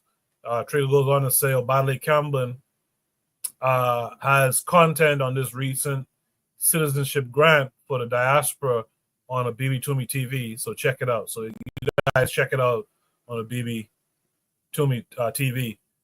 He goes on to say every repatriate or potential repatriate before coming to the continent should learn an African language before they are granted. That can help too. I'll continue with the comments in a second, but Cheryl made a point earlier. She said that her husband was at this same function. So congrats to Cheryl and her husband on that. She says in every nation there are problems, but that's why we need to be there to change things. She said, my husband was there, and I can tell you the majority of people there have real skills that can contribute to the economy. So that's good to know. That's good to know that there was at least that consideration when they did it. That's 500, almost 600 people, I think, was there. So that's really good to know. With that said, let me go to Black Steel. Black Steel, Ghana just granted hundreds of diasporan citizenship. Does this spell disaster or boost for the economy? What say you? I think it's a boost for the economy. I think it's good when Black African people connect with each other, right? Our enemy has spent so long trying to separate us and divide us that whenever I see Black people, go back to the motherland and get citizenship or create businesses, it makes me happy because we are one people. I think sometimes we forget about that. We're scattered. We got reactionary elements within our community, but at the end of the day, we're Africans, right? Our ancestors come from the same place, and we should organize and connect with one another because that's where our salvation lies. It doesn't lie in the separation. It lies in unity, which is why our enemy has always been so hell-bent on keeping us divided. And I think that's a lesson to learn that whatever you think, I think it was Mao who said, whatever your enemy supports, you oppose. Whatever your enemy opposes, you support.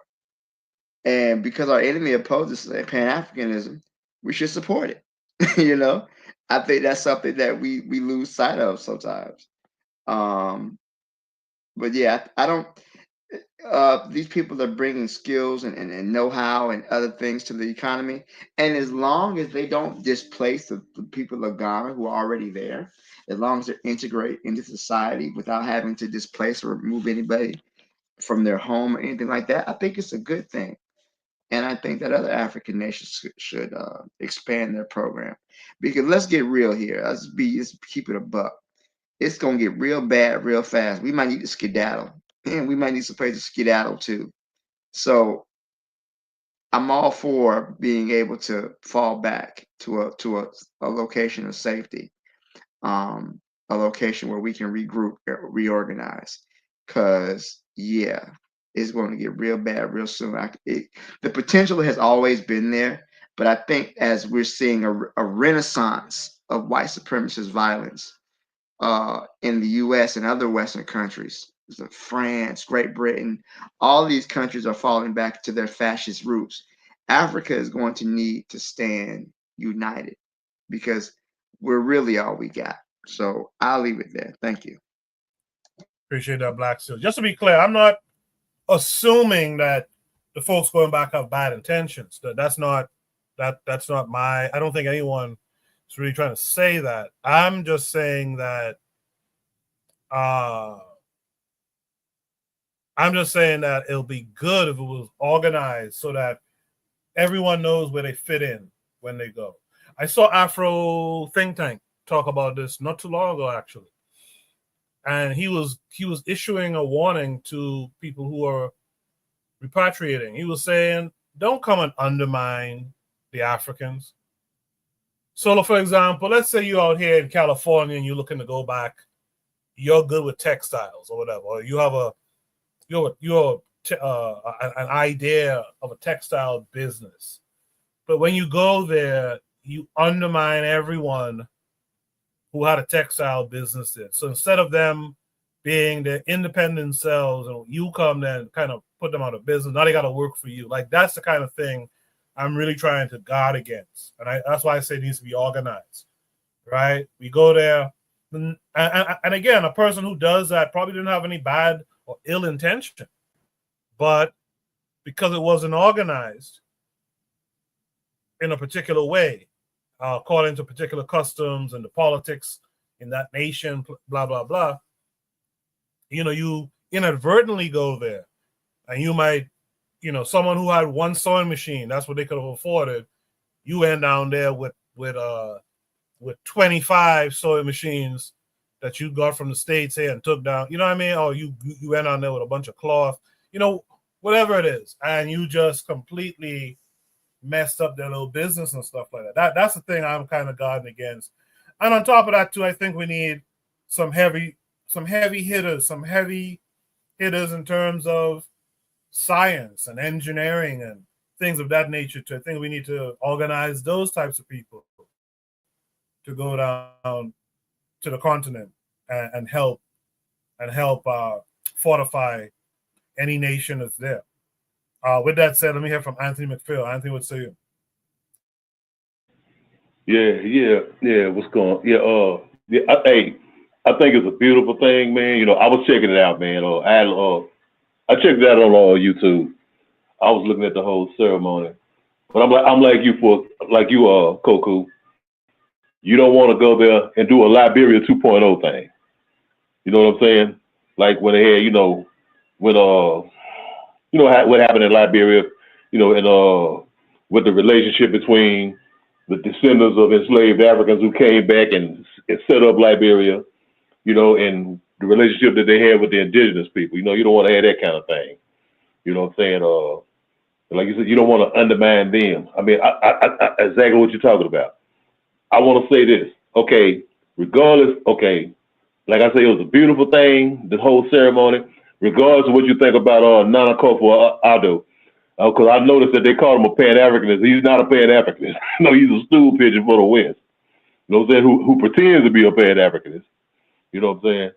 But what I'm saying is, there is, Coco, you was talking about the organization part. Okay, they have in Ghana on the ground this organization called the African American Organization of Ghana, and they like help facilitate, brothers and sisters who want to repatriate to Ghana. So I mean, they do have an organization on the ground that kind of help them to ease in that situation. But the brother who I like to talk about, man, who I like to hip y'all to, is this brother in Sierra Leone, and his name is Mansere Fode Mansere.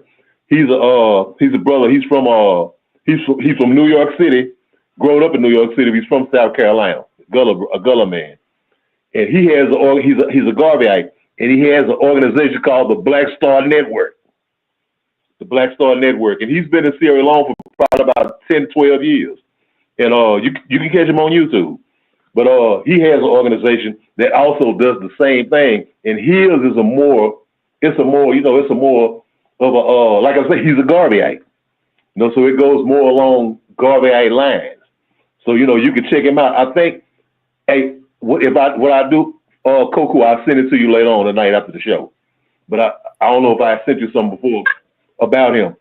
But yeah, he's a Garveyite, and his organization is called the Black Star Network, and they help facilitate, brothers and sisters from America and from the Caribbean and from all parts of the diaspora who wants to come back home, to the motherland. They facilitate it and they educate them on all kind of things, the local, the environment, and customs and everything, and culture, languages, and all of that. But yeah, like I said, I think it's a beautiful thing, man. Especially, if you go in there for the right reasons, like you say, you don't want to go there to try to be another colonizer.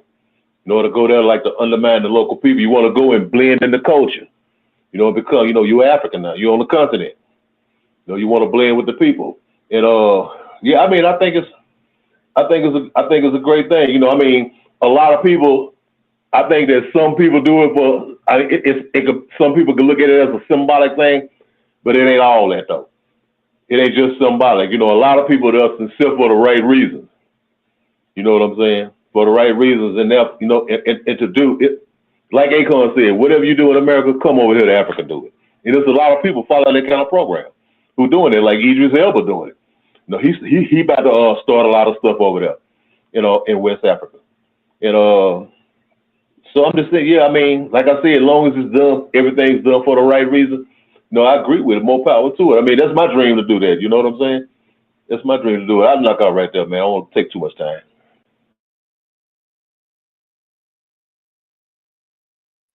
No. You were good. You were good. Lero says, because isn't that a lot of the appeal? You can go to Africa and get your dignity back. Repatriation is framed as a feel-good thing and not as a political, economic endeavor. And that's really what I'm talking about. Cheryl, I'm not saying that the people in this audience are going back to undermine and that's what's happening. But let's be honest, the human condition, especially the way we've been conditioned in the West with the rugged individualism mindset, you know, there's some people who will do that. They'll land somewhere and they'll just find an opportunity that undermines some of the folks there. But I get your point. Cheryl says that Ghana is a very, very Christian nation, to the point that they punish and criticize their own people for speaking their native languages in school. See, that's not good. Lero says, and how can it be, this is to continue her previous thought, you can't openly criticize the nation you're emigrating to, can you? So to get in good graces, you have to legitimize these leaders, which goes against the interests of the people. Trigapi 262 Plus says, yeah, repatriation is only framed as escaping racism and not building where we have a population dominance and our potential power base. Well said. I appreciate all the comments. Keep them coming. Last one I'll read. Cheryl says, Ghana undermines themselves by not making the native languages mandatory in their universities. Trigger, what are your thoughts on that? Because you're Ghanaian. So what are your thoughts on the fact that the languages there have not been made the language of the nation? You know, what are your thoughts on that? With that said, last but not least, Bonnie, you've heard everything that everyone else had to say. What say you? Yeah, a few things, Coco. So there was a online movement that suggested that Pan-Africanism was dead, and the counter to that is what I saw what Trump did. So Trump practices Pan-Europeanism on a stage like no other. For instance, if you look at many of the members of cabinet that he's gonna install, many of them are so-called quote-unquote tethers, non-foundational white Americans.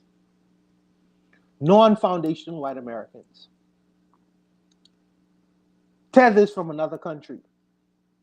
So this is in response to that. This is a big middle finger. This is a big middle finger because we see what blacks from around the world are actively doing.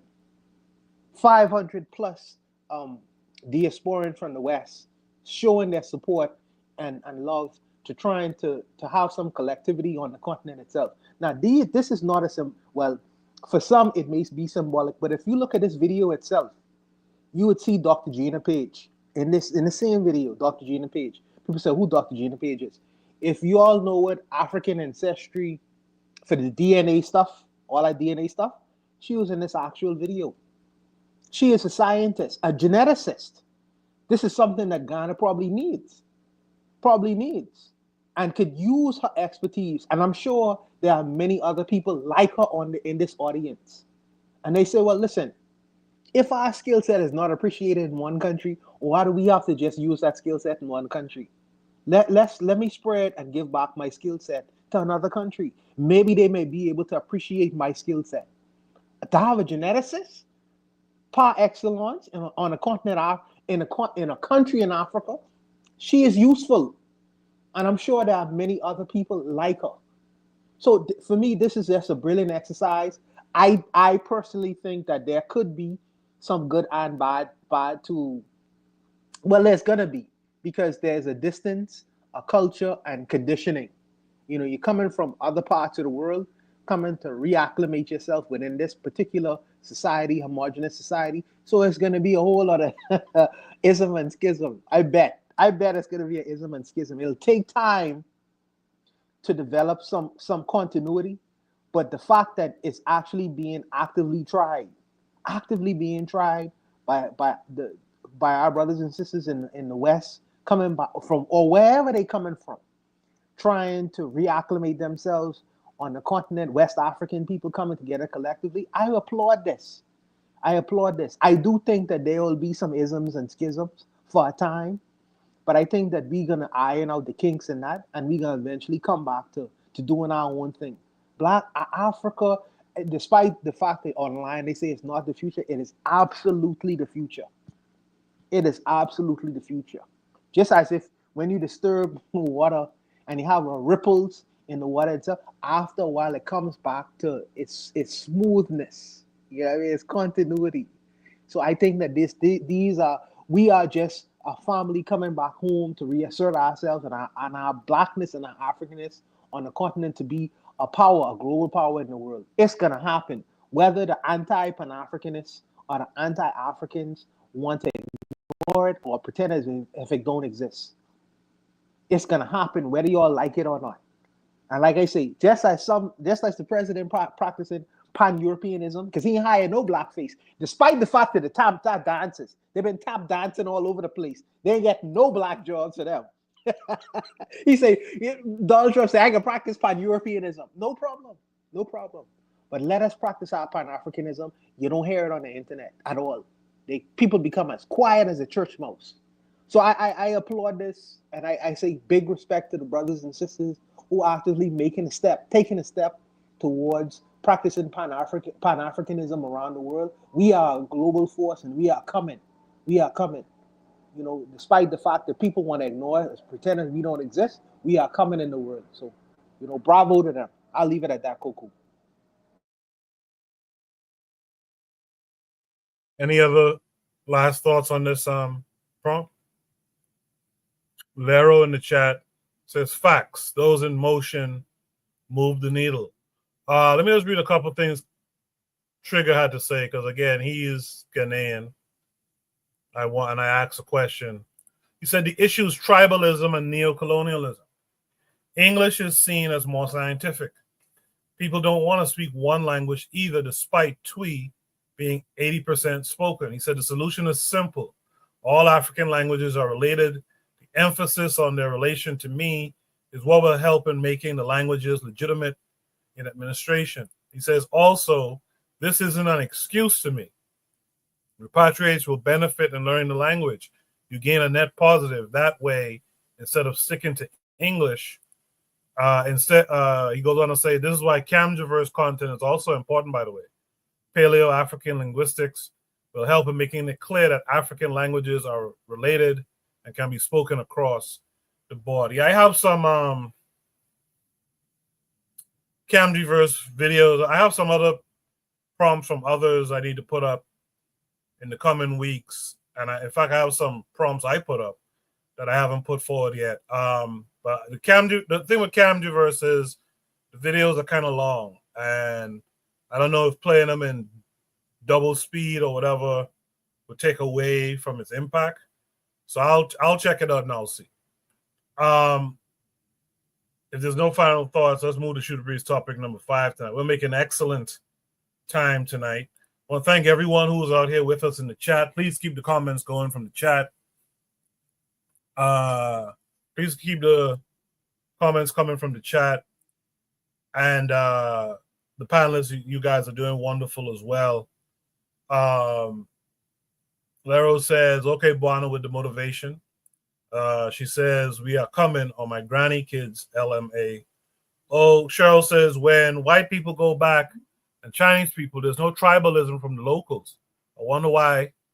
This is why we need to be there to counteract the BS. And that I can't fight. I can't fight that logic. It's better to go back than not to go back. Let's be clear about it. I just want to make sure that we're going back and being useful when we do.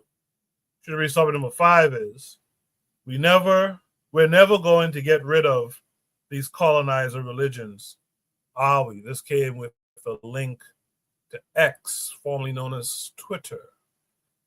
This is a tweet from Sir Favor.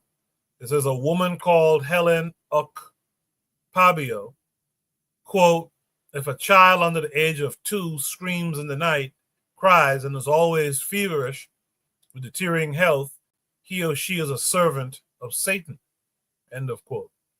This, among others, she had claimed on her witchcraft hunting that had cost lives, most especially children. So this is a 2.5-minute video, it seems. We'll watch it, and then we'll discuss it. When you are talking about witches and witches living their body, I can show you and teach you many places in the Bible. This is Helen Ukpabio. Calling herself Lady Apostle, she heads the Liberty Foundation Gospel Ministries in Nigeria, and she believes that she can save her country from witchcraft. But instead of denouncing other women as witches, she preaches that the devil now targets children as recruits. Unfortunately, she's not just some random lunatic with a twisted imagination. Helen and her church are largely responsible for the recent wave of witch hysteria that has broken out all across West Africa, which has resulted in thousands of children to be starved, beaten, brutalized, tortured, abandoned, and even murdered by followers of her insane beliefs that witch children ruin the lives of not just their families, but of whole villages. She produces and distributes ridiculous movies that have played a very significant role in whipping up this hysteria. The most well-known is End of the Wicked, which specifically and graphically details how witch children steal the souls of other children and initiate them into witchcraft.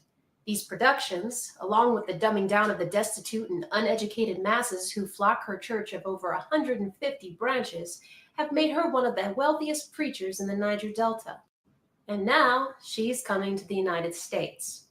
In May 2012, the self-proclaimed Lady Apostle will be hosting a series of sermons called 12 Days of Battling in the Spirit of Freedom at the Liberty Gospel Church in Houston. The original date was for mid-March, but according to Pastor Godwin Umutong, who heads her Houston branch, the event has been moved back to make time for extra preparations. Curiously, I was unable to find an address or contact information anywhere on the internet that states where exactly the Liberty Gospel Church is located, which leads me to suspect that it's not an established church at all. Perhaps it will be some clandestine meeting that only a few will be allowed to attend. Who knows? However, Helen Ukpabio has visited Houston before, back in May 2010, during which she preached at the Glorious Praise Ministries, which is headed by Nigerian pastor Jonathan David. Maybe this is where the Liberty Gospel Church will be set up. To get a clearer view of what we're dealing with, one need only to read a few passages from her book, Unveiling the Mysteries of Witchcraft, which includes her explanations of how to acquire and detect witchcraft in children, including infants, stating, quote, if a child under the age of 2 screams in the night, cries, and is always feverish with deteriorating health, he or she is a servant of Satan. And according to her films of stellar production value, other telltale signs of witchcraft include having little interest in school, being temperamental, and talking back to one's parents. Yeah, that's an interesting story there. And it's out of Nigeria also, it seems. In the chat, TriggerHappy262 Plus says witchcraft is bad, but African spirituality is not witchcraft. Witchcraft is like Isfet, power with bad intention. But our culture is not a bad intention, which is a foreign characterization. You know, Trigger, that reminds me of something. One of the reasons why Obia gets a bad name is because, and I wish Zuli, who was in the chat earlier, was up here, because me and Zuli witnessed this ourselves one time. like obeah gets a bad rap because when you hear about it or when you see someone practicing it, it's for something that's bad intention.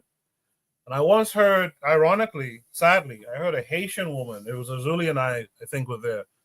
And I heard a Haitian woman talk about, yeah, well, if you're poor, then you're going to have bad intentions. And I just think that's like a Europeanization of it.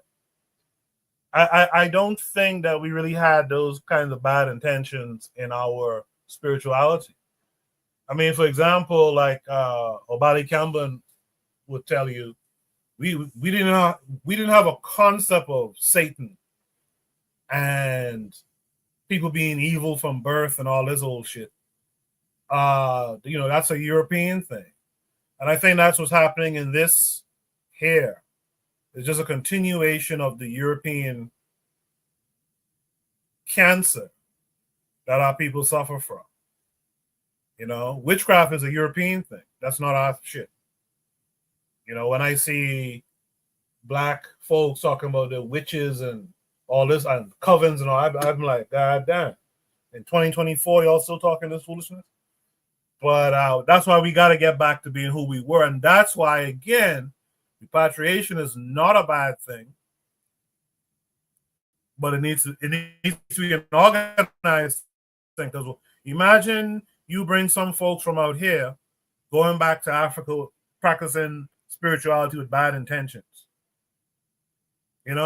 Like that's not our shit, and we need to keep that. We need to keep that from around us. Okay, so Anthony is back. Let me mix it up for this one. Let me start with Buana on this one. Buana, what's it?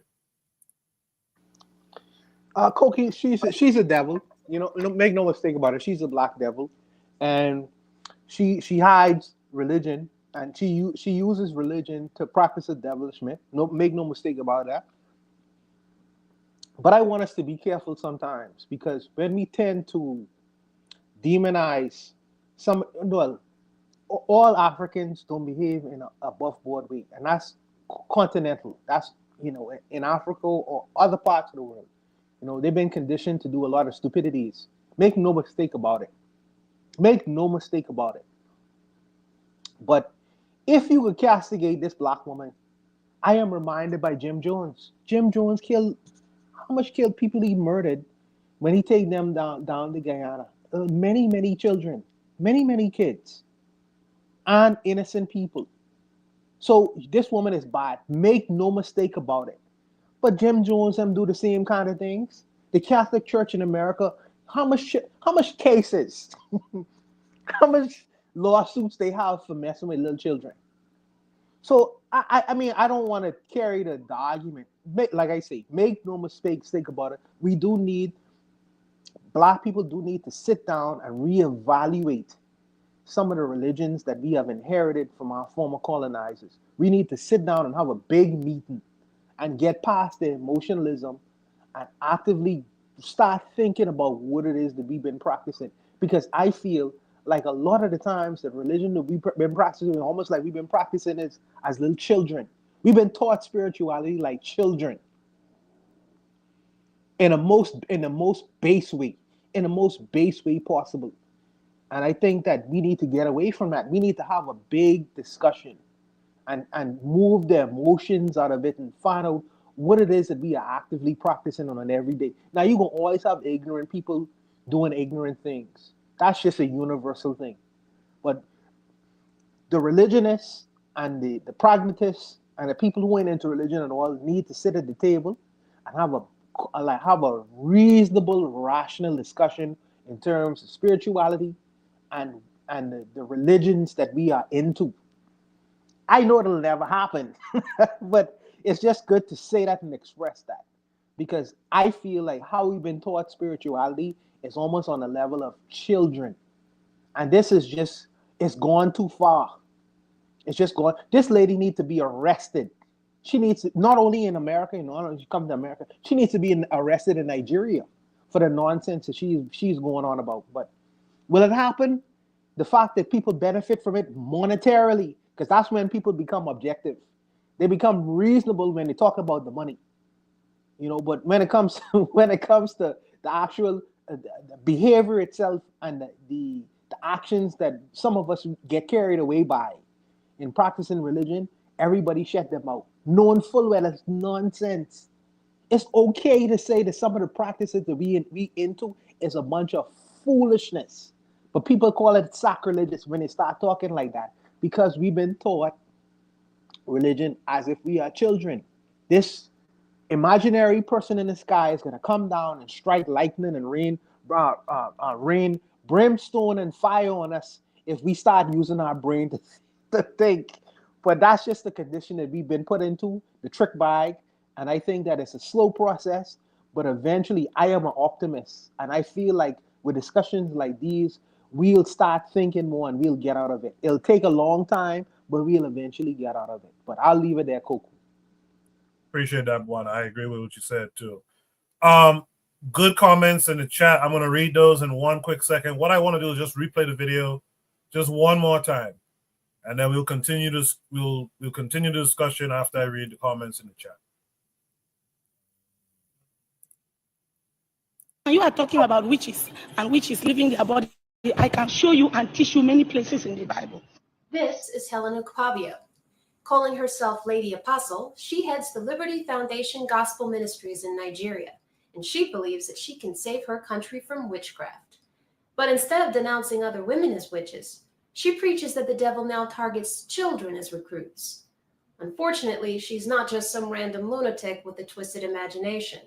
Helen and her church are largely responsible for the recent wave of witch hysteria that has broken out all across West Africa, which has resulted in thousands of children to be starved, beaten, brutalized, tortured, abandoned, and even murdered by followers of her insane beliefs that witch children ruin the lives of not just their families, but of whole villages. She produces and distributes ridiculous movies that have played a very significant role in whipping up this hysteria. The most well-known is End of the Wicked, which specifically and graphically details how witch children steal the souls of other children and initiate them into witchcraft. These productions, along with the dumbing down of the destitute and uneducated masses who flock her church of over 150 branches, have made her one of the wealthiest preachers in the Niger Delta. And now she's coming to the United States. In May 2012, the self-proclaimed Lady Apostle will be hosting a series of sermons called 12 Days of Battling in the Spirit of Freedom at the Liberty Gospel Church in Houston. The original date was for mid-March, but according to Pastor Godwin Umatong, who heads her Houston branch, the event has been moved back to make time for extra preparations. Curiously, I was unable to find an address or contact information anywhere on the internet that states where exactly the Liberty Gospel Church is located, which leads me to suspect that it's not an established church at all. Perhaps it will be some clandestine meeting that only a few will be allowed to attend. Who knows? However, Helena Capabio has visited Houston before, back in May 2010, during which she preached at the Glorious Praise Ministries, which is headed by Nigerian pastor Jonathan David. Maybe this is where the Liberty Gospel Church will be set up. To get a clearer view of what we're dealing with, one need only to read a few passages from her book, Unveiling the Mysteries of Witchcraft, which includes her explanations of how to acquire and detect witchcraft in children, including infants, stating, quote, "If a child under the age of 2 screams in the night, cries, and is always feverish with deteriorating health, he or she is a servant of Satan." And according to her films of stellar production value, other telltale signs of witchcraft include having little interest in school, being temperamental, and talking back to one's parents. I noticed something she said just now too. Notice how media is used, production value is put behind some of this stuff. That's a part of how you get people invested and interested in stuff. If it was some shabby, old-timey type thing she was putting together, people probably mightn't even fall, but because it's well done. This is why I always push I try to make the experience on Shoot the Breeze to look good, because it's not just that we speak about things well and we have good discussions, but does it appeal to people to tune in as well? So that's something we have to keep in mind too. When we're talking about strategies of Pan-Africanists and whatnot, we have to put out material that stands, that stands out and stands up against all the other folks who are putting out material too. With that said, Anthony, you saw the video now. What say you to this? Yeah, cool. I was listening to what you said about because basically what you talking about propaganda, right? Cool. Yes, sir. Yes, sir. I'm sorry, I had to unmute my mic. Yes, sir. Yes, sir. Yeah, okay, propaganda. Like in ways to get your message out. I think about this. Okay, I used to bear with me for a minute. I used to look at a lot of it. I used to look at. You remember back, probably in the late 80s, 90s, they had this show, the A&E channel. They probably still have it, the A&E channel. Well, they used to have this show used to come on every now and then about the fatal attraction of Adolf Hitler. Have you ever heard of it? No. Well, it was a fatal attraction to Adolf Hitler, and they was talking about his propaganda minister, Joseph Goebbels. You know what I'm saying? And the things that how they manipulated. I mean, first of all, Hitler was like, they had this myth about the Aryan. He looked nothing like the superior Aryan man. But I'm saying, so what they had to do, he used propaganda to shape the people's minds. Okay, now going back to the subject, I'm saying, okay, one of the first things that the Europeans did when they got a foothold in the continent, in Africa. The first thing they did, like, okay, when they built those castles, and the African men and women who they brought to the castle, who were going to be transported across the ocean, one of the things they did was build a chapel right there at the castle, and they would hold service. You know what I'm saying? And that's where the indoctrination into Christianity began. Into making the traditional belief systems, the systems of our people, they begin to demonize it. You know what I'm saying? And push the European white Christian philosophy, ideology. That's the first thing they did. Okay, this is why you're a slave, because you was with that other bullshit. You know what I'm saying? But we're gonna save your soul here, but you're gonna have to go through some shit. You gotta walk through the valley of the shadow of death. You know what I'm saying? So that's the first thing that they did. Now, if you fast forward to now, I mean, the white man's God still rule in our people's minds. And not only the white man's God, but the darker skinned white man's God, the Arab God, you know what I'm saying? The Islamic God still rules in our people's minds. Not only is our people in Africa and in other places, using Christianity to justify some bullshit that they do against our own people, but the Arabs do too. That's why the Muslims do too. Our people who embrace Islam do the same thing. That's why you see stuff like Boko Haram. You know what I'm saying? And what's the other one? The one in East Africa and associated with Al Qaeda. But all over. What I'm saying is these Abrahamic religions. You know what I'm saying? I mean, they built a stronghold in our minds. Malcolm X said, what's wrong? Said, you ask your when the man said, I ain't left nothing in Africa, you ask your African mind. And our African mind is what we started out with. Our traditions, our beliefs, our mores, everything that we started out with. That's why when people say, I remember we did a show and a brother was asking about what did spirituality do for you and what does spirituality do, and at that time, I didn't really say too much because, I'm not into the arguing and stuff. But I'm saying your spirituality is the basis of who you are. You know what I'm saying? All the important stuff, whether it's Islam or Christianity, and I hear, and I know I'm let somebody get mad at me, but I'm talking about the political ideologies too. That ain't ours. You know what I'm saying? We have our own political ideologies, our own social ideologies. But when we embrace all this other stuff, we become not ourselves. You ask your damn African mind.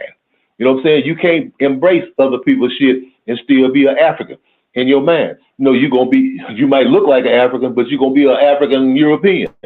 You're gonna be a African American. You know what I'm saying? You're gonna have all of this bullshit. that you're dealing with. Think about this. This is how slick they is. This is how slick they is. They will tell you, they will get their own book and show you this, Coco. Now check this out. I don't know if you ever thought about this. They will get their own book and tell you the truth, but they'll tell it to you in a way that you don't believe it. Now they told you that, now check it out. Now they told you about Adam and Eve in the Garden of Eden. They told you about God, and he told you all of this here, everything that God told you, but God told you not to go to a tree. You know what I'm saying? Don't go to that tree. Okay, so Eve went to the tree. It got the serpent in the tree. Now, if you think about what the serpent said, the serpent told her, if you bite off the tree, you're going to have all kind of knowledge. You know what I'm saying? You're going to have knowledge of this, of that. The serpent basically told you could be a god too. You know what I'm saying? You could be a god too. Okay. At the same time, in the ancient Greek mythology, in the religion of the ancient Greek people, they had a character like the serpent too. He was called Prometheus.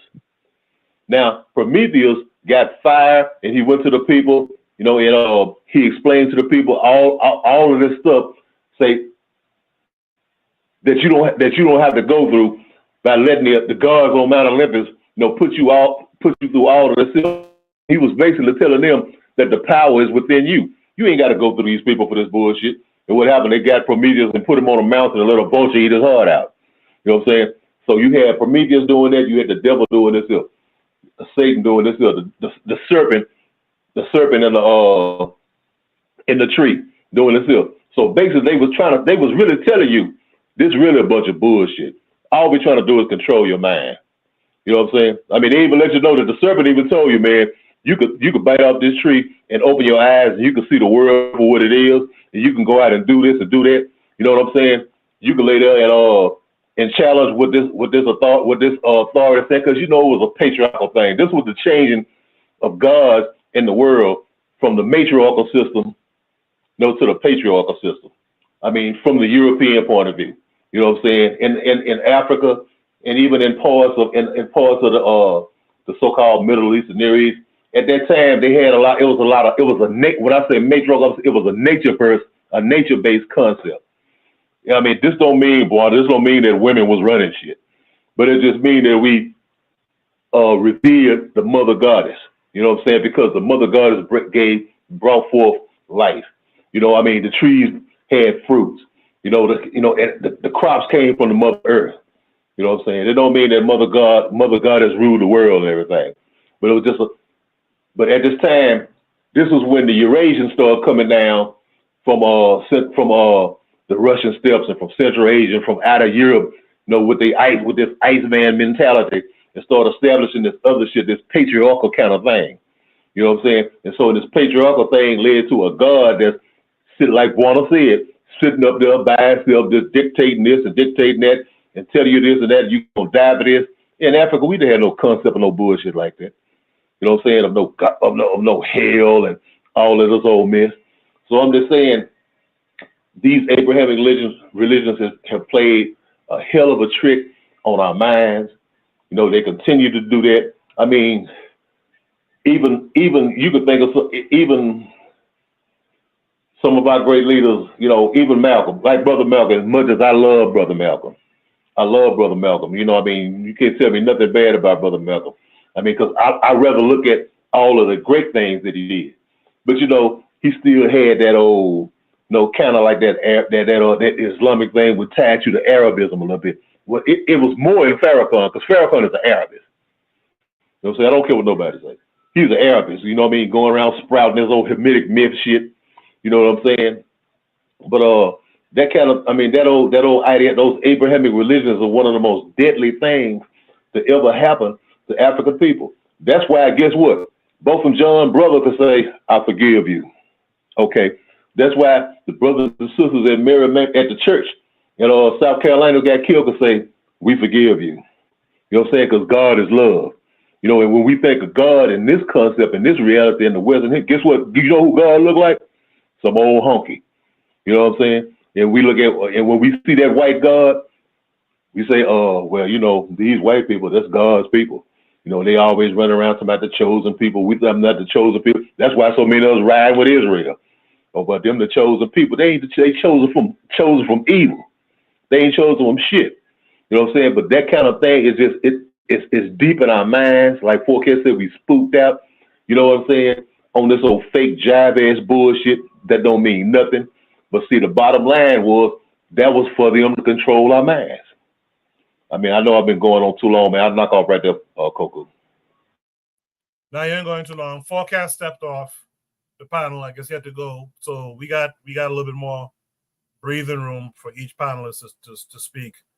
But you know, this is why I spoke the way I spoke about organizing how we repatriate.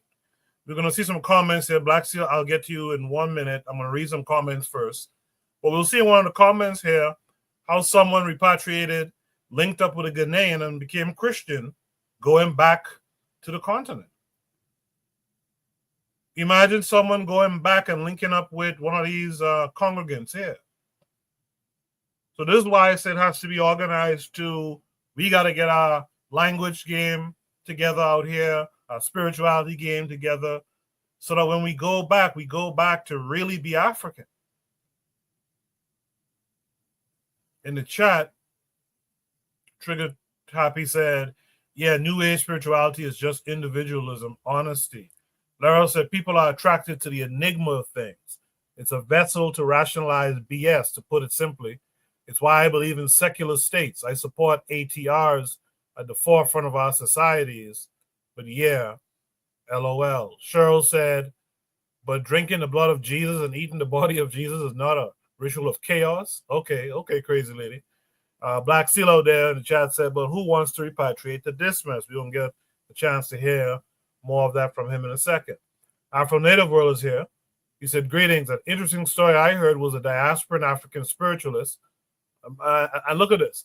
A diasporan African spiritualist who moved to the motherland with the intention to live African. She met a Christian Ghanaian brother and is now Christian. He goes on to say, so de-Africanization also happens in continental neo-colonial states, even with intentions of re-Africanization. Laro said, yeah, is adolescent. Trigger says, I support the unification of African spiritual practice to encompass African cultural power. Any other strategy will just be a submission to Abrahamic practices or atheism. Cheryl said, but black people want to worship a white man and a stick. A white man on a stick, quoted by Obadiah Campbell. And this doesn't cause psychological and mental harm, ? Right? She said black Christians in the States think that way too. She says in the US, black Christians be scared of voodoo. Same difference, same sickness. Lero says, I'm personally an agnostic, so forgive my bias, but yes, every spiritual/religion comes with a load of BS that nobody wants to check, so I believe in it alone. Afro-Native World says, also diasporans go in there who want to assimilate, and assimilation is into the dominant culture, Christianity or Islam. Once again, you guys are making that strong point. There's many more comments in the chat. I'll try to get some of them after Black Steel goes. But one last one is Azuliism, who's still out there. He says, again, this Candyland. You can't destroy Candyland. We've been here long where you can't be Candyland. Guy, stop at the Candyland thing. He says, so what African spirituality is used against their own? So what African spirituality is used against their own? I want to answer that. Yeah. Because I don't know why Urzuli don't click the link. But needless to say, why are we talking about African spirituality in this conversation? This is a Christian woman. That's true. That is. What are we talking about? African no, has nothing to do with this. No, that's true. But I gotta answer him because he's having fun. As far as Candyland goes, right? Rome was the Candyland of their day. But where's Rome right now? Rome is gone. So obviously Candyland can end, Urzuli, Candyland can end. I just want to remind you that all these, They had different civilization. England was the candy land of its day. Where is England? They used to say the sun will never set on the British, so on the British. The sun will never set. Where is that? Where's candy land? Where is the British candy land? That's gone. This candy land going too, bro. This candy land going in. That's all I want to say, Coco.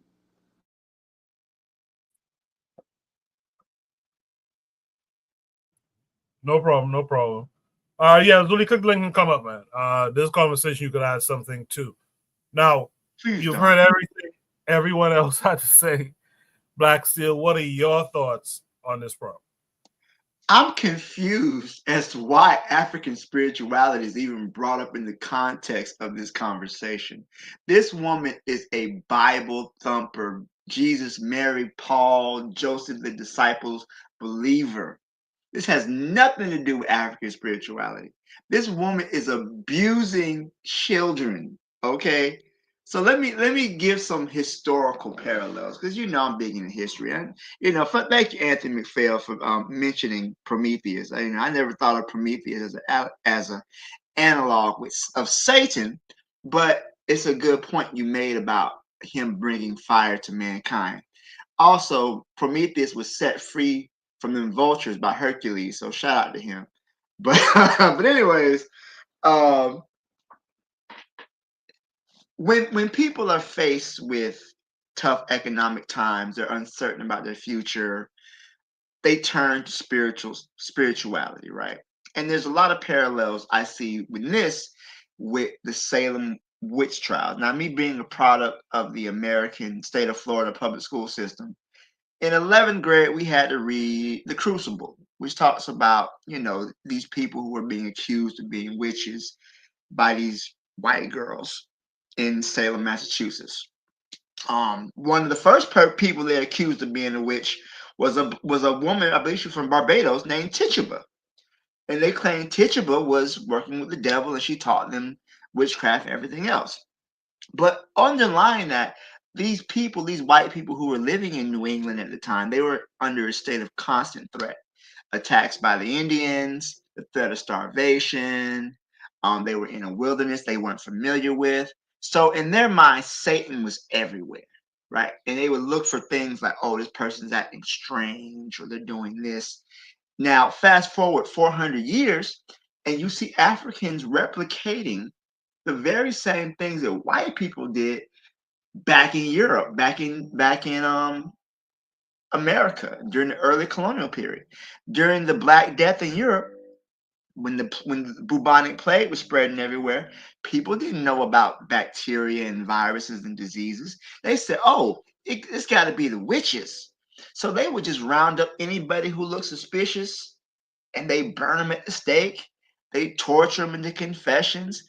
Oh, he wasn't at mass on Sunday. Obviously, they're having a communion with the devil, right? So they would just find anybody because they didn't understand. So I go through all that because I want to make a point as to where she said the Niger Delta, right? So the Niger Delta is one of the most polluted places on earth, right? So just looking it up, it says that the European Union has experienced 10 incidences of oil spills in 40 years. Nigeria recorded 9,343 cases within 10 years. So this has impacted their ecosystem. It has the forests, the wetlands, the mangrove forests have been destroyed. So these people are suffering due to the environment degradation and runaway crony capitalism because they can extract Nigeria's oil without any concern of any type of regulations, no type of environmental safety. Fuck them niggas. Let's get this money. And that's how Shell and BP and all these other oil corporations are treating this. And these people, many of these African people, are powerless to stop the true source of their suffering. So what do they? They attack the most vulnerable members of their society, which is the children. And these Abrahamic religions, this disease of our mind, has us cannibalizing our young people, our future. We have no future without the children. There's a video, I don't know if it's a video, it's a picture of a white woman. She's giving this child, this black child who was starving.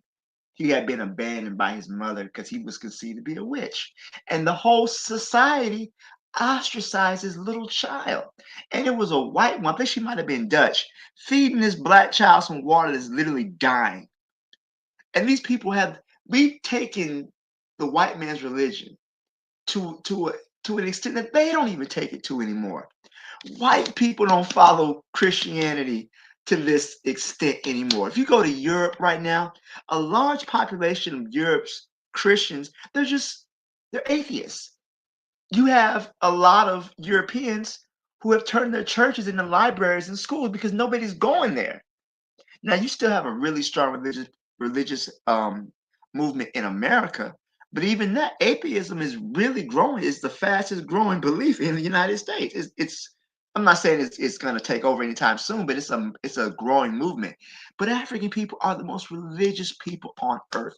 95% of them belong to Abrahamic religions, meaning Judaism and Christianity. So it's very frustrating. To me, especially we were talking about African spirituality, because there's nothing about African spirituality in this context. This is the harm and the cause that have been done to us by these Abrahamic religious faiths. Like you have black people supporting Israel because they believe they're God's chosen people. Meanwhile, Israel has one of the largest atheist populations in the world. The founder of Zionism, Theodore Herzl, wasn't atheist. He didn't believe in God. We believe in their gods more than they believe in them. And what gets me angry, and to be honest, I don't know what to do because I'm frustrated. Maybe y'all can hear it in my voice. I don't know what to do. If you point this out to a black person who is a strong Christian believer, they will turn on you. Okay, I got people who I can't even go to their house anymore because I've expressed my disdain for their religious beliefs. And I've been in relationships where women have broken up with me because I didn't want to go to church with her because I don't want to be. This is a sore point of contention within our community because we're so religious. And I understand the reason for our religion is because we are people who are suffering. And when people suffer, they want something to make them feel better. Opiate of the masses, as Marx described it. People want to find some meaning in their suffering. And that's why I think that these Abrahamic religions are so prominent. One, we've already demonized our own religion. African religions are already seen as witchcraft, is evil, is this, is that, it's whatever the fuck they say. So now they want to cling to, and they say, oh, now we're Christian, and but this woman is abusing, out of all the bullshit, this woman is abusing children. Children have died from this. Broken bones, lacerated cuts, abuse. For what? Because they don't want to go to school? They don't listen. I got a class full of tip to the 16-year-old kids who don't want to be there. If by her knowledge, I got a class full of witches. Somebody give me a super soaker filled with holy water. I got a room full of witches. Because they're kids. That's what their kids do. But she's taking normal child behavior and trying to put something demonic and evil on it. It's ridiculous. It's ridiculous. If we need African spirituality because this is what the end result of Christianity, of these Abrahamic faiths, is that you hate your own. You end up hating your own, hating yourself because they have demonized everything that's connected us to Africa. And the end result is that you end up hating yourself and you cannibalize your own children. And that's exactly what she's doing. I'll leave it there. I think I said enough. Thanks. African spirituality, Black Steel. Again, why we keep talking about African spirituality? I'm just simply saying that African spirituality is not the demon in this situation. It's, to me, I feel like that this woman, she herself has demonized African spirituality. And she's making African spirituality to be witchcraft and evil. And she's putting a child who's feverish who can't sleep at night is witch? Do you know how many children they're gonna abuse and kill and brutalize? What? Why does this woman have such a following? Hundreds of thousands of people follow this woman. She's clearly in it for the money. Why does she have so many people kissing her? She came to the U.S. to preach at a church. Like, what is happening right now? I don't know if Anthony wanted to add something. Yeah, cool. Just for a minute, I was kind of clear. I was trying to get a clear understanding of what Carl was saying when you said about bringing up African spirituality. Who were you talking to? What you were saying? Oh, I'm talking about one in the chat. You know, Oh, okay. Because I mean, I was just wondering what you said about something I said. Because I mean, that's not what I said.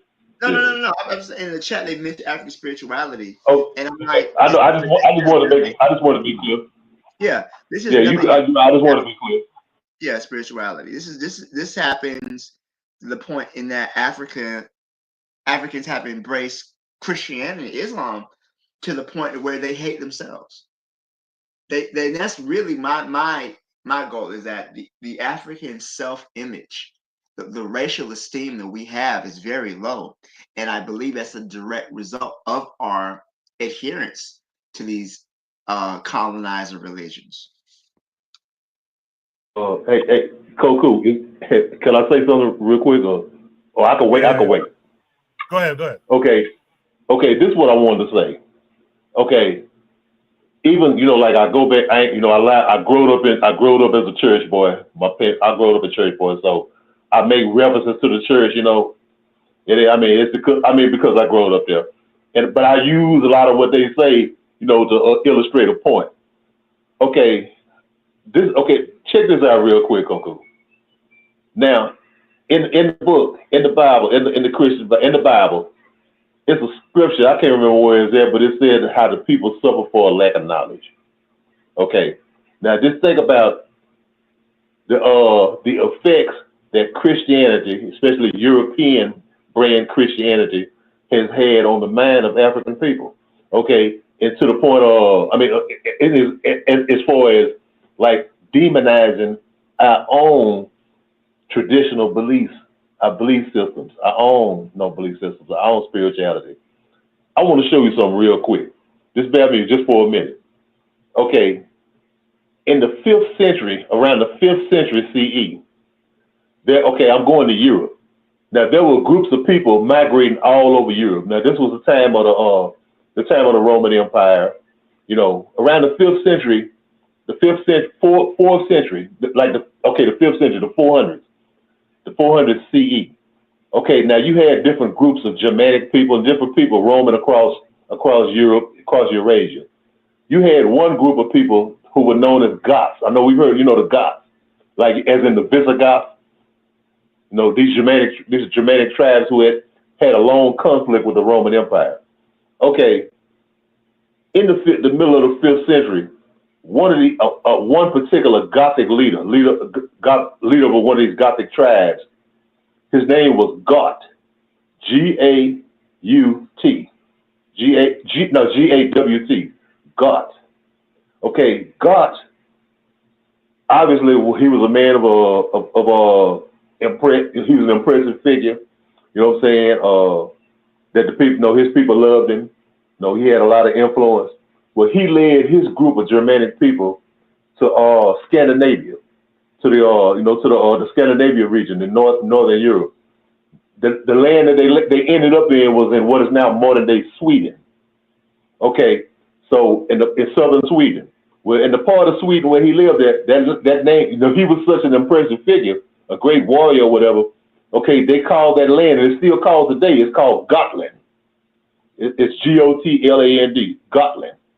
Okay, well, about this character Gaut, he was such an impressive figure that his people deified him. When he died, they made him into like a demigod or a god. No, he was a deity. Now, over time, in the same period, around the 5th century, you had Germanic invasions to the British Islands of these people from northern Germany, these Germanic people known to us today as the Saxons and the Angles. where you get the word Anglo-Saxon. You had a group that was called the Angles, you had a group that was called the Saxons. They came successively after each other. So they invaded Britain and they displaced the Celtic population. So they brought their culture, they brought their language, they brought their religion. Okay, by the time the 5th, 6th century, the latter part of 5th, 6th century, where England became a Christian country, where it became like a, when most of them had been converted to Christianity, no, it was in stages. They still maintain a lot of the old belief systems. But one of the most powerful belief systems with the powerful deities in the area was God, G-A-W-T, God, G-A-W-T, God. He was one of the most powerful of the deities, one of the most respected and revered of the deities. But guess what? God eventually, when England became fully Christianity, God became, guess who? God. So when you worship God, we're saying God, see, God came from God. That word, that's where it came from, when they got it later on Anglo-Saxon, because, English went through different varieties, Middle English and different English. But anyway, God, the name God came from God, who was a Germanic deity. And so I wonder if today our people, like I said, we suffer from a lack of knowledge. If we do, then right now, when you put down African traditional belief system for Christianity, you still worship an old pagan god named God. You know what I'm saying? Okay, that was all from the Gothic people. You know what I'm saying? I mean, but we put him up as like this is God. You know what I'm saying? We all God. And God's the ruler. I mean, he was just a man. He was no divine deity from heaven. He was just a man who was a warrior and a leader and whatever. You know what I'm saying? Who died and rotted in the ground. And this is who we trade our African spirituality, our own belief system, for an old Germanic warrior. I just wanted to leave it there. I'll leave it right there. Yeah, that's an interesting thing. I didn't know all that. By the way, I think the scripture is Hosea 5 and 6.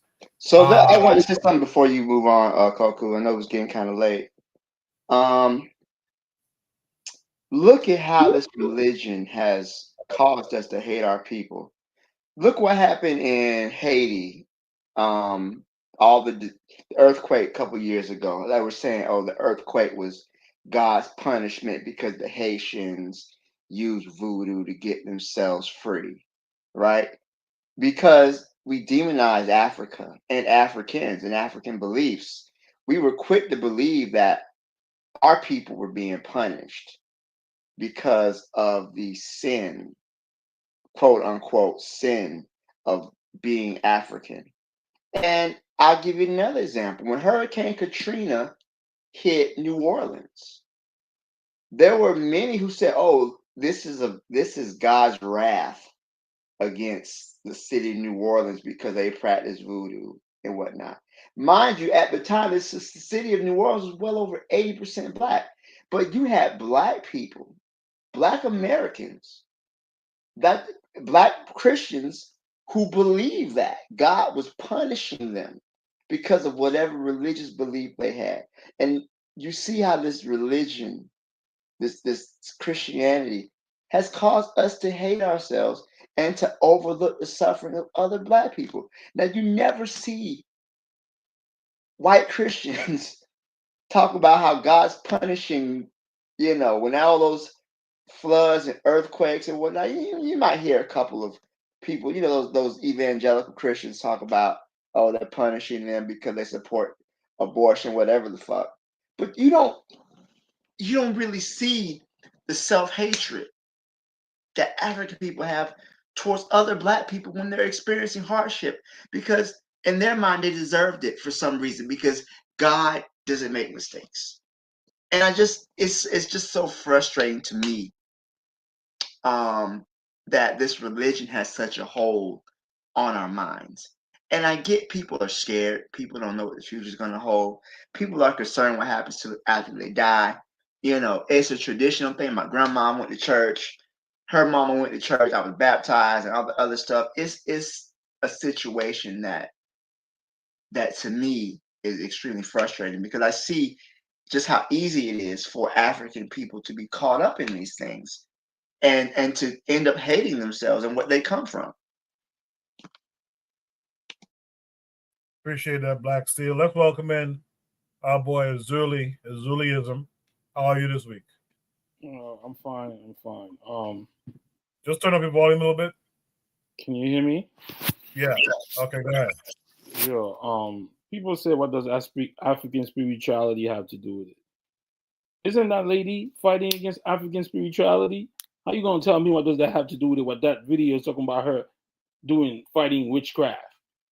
But Ursula, before you go any further, she's referring to witchcraft in the Christian essence of it. She's not talking about witchcraft. She's talking about witchcraft in the form of Christianity. But Christianity looks at African spirituality as witchcraft. But she's describing normal children behavior like sleeping, being disobedient as signs of people being possessed by Satan.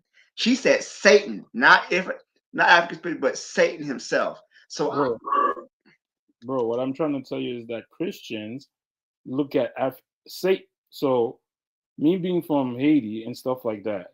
So when I hear Haitian Christian people talking about Satan, African spirituality is satanic to them. It's not about, only Americans call African spirituality African spirituality. We in Haiti, they don't call that shit African spirituality. It's just straight voodoo. And voodoo is regarded as satanic by the Catholic Church, by Christians, and all of that. So me saying that either way, all the spiritualities have left us fucked up. Christianity, Islam, voodoo, Ife, all that shit don't work. So I said the reason I said what I said, we talking about African spirituality. The African spirituality, we use it against each other. The so-called superpower of the motherland, the superpower, you don't use it against the enemy. You use it against yourself. Your neighbor's son is going to Europe for college. No, you go to your spiritual advisor. You get something to f him up. Oh, this guy's making more money. Let me go do this route to take it. Oh, I'm with this girl. She don't want me, bro. And this is you black people don't want to be honest that black people have some shit inside themselves that's disease, that's cancerous. It has nothing to do, because if we look at it, when I read the Bible, there's a bunch of good things in the Bible that tell you how to treat your neighbor, how to not treat your neighbor, how to govern yourself, how to not govern yourself. Also, there's a lot of BS in there. Since we say black people are the creator of civilization, so white people didn't get the Bible from themselves. They got some of that shit from black people.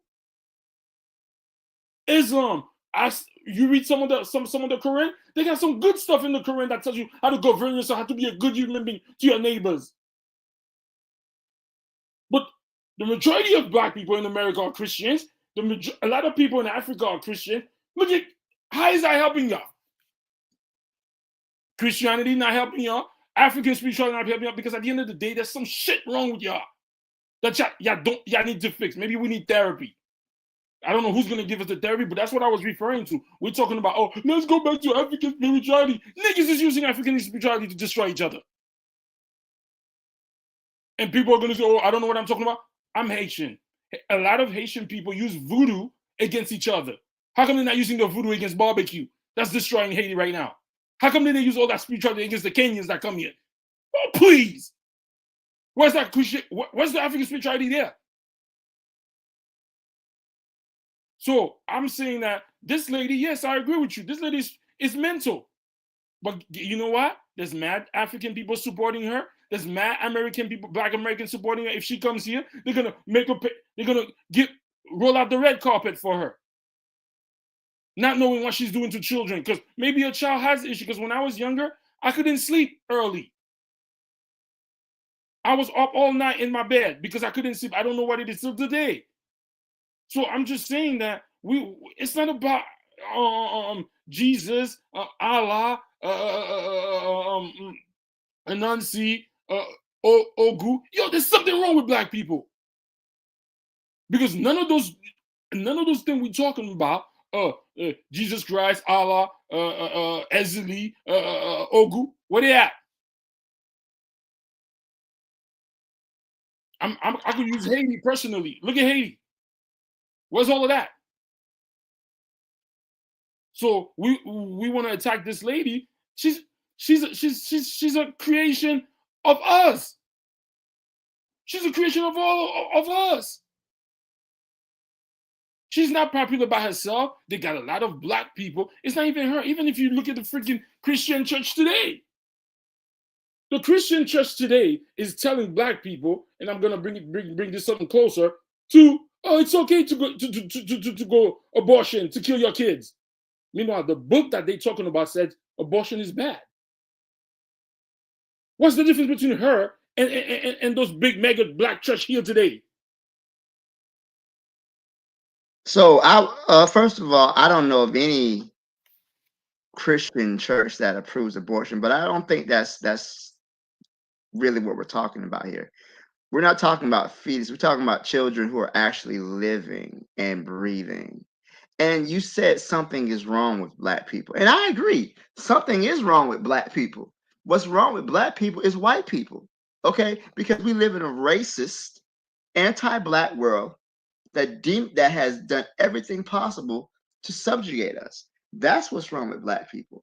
See, my argument is that something is, when you say something is wrong with black people, yeah, we agree on that. It's these guys, but see, my thing is, I'm not going to say something is wrong with it internally. The fact is, we are under control by our enemy, is what the problem is.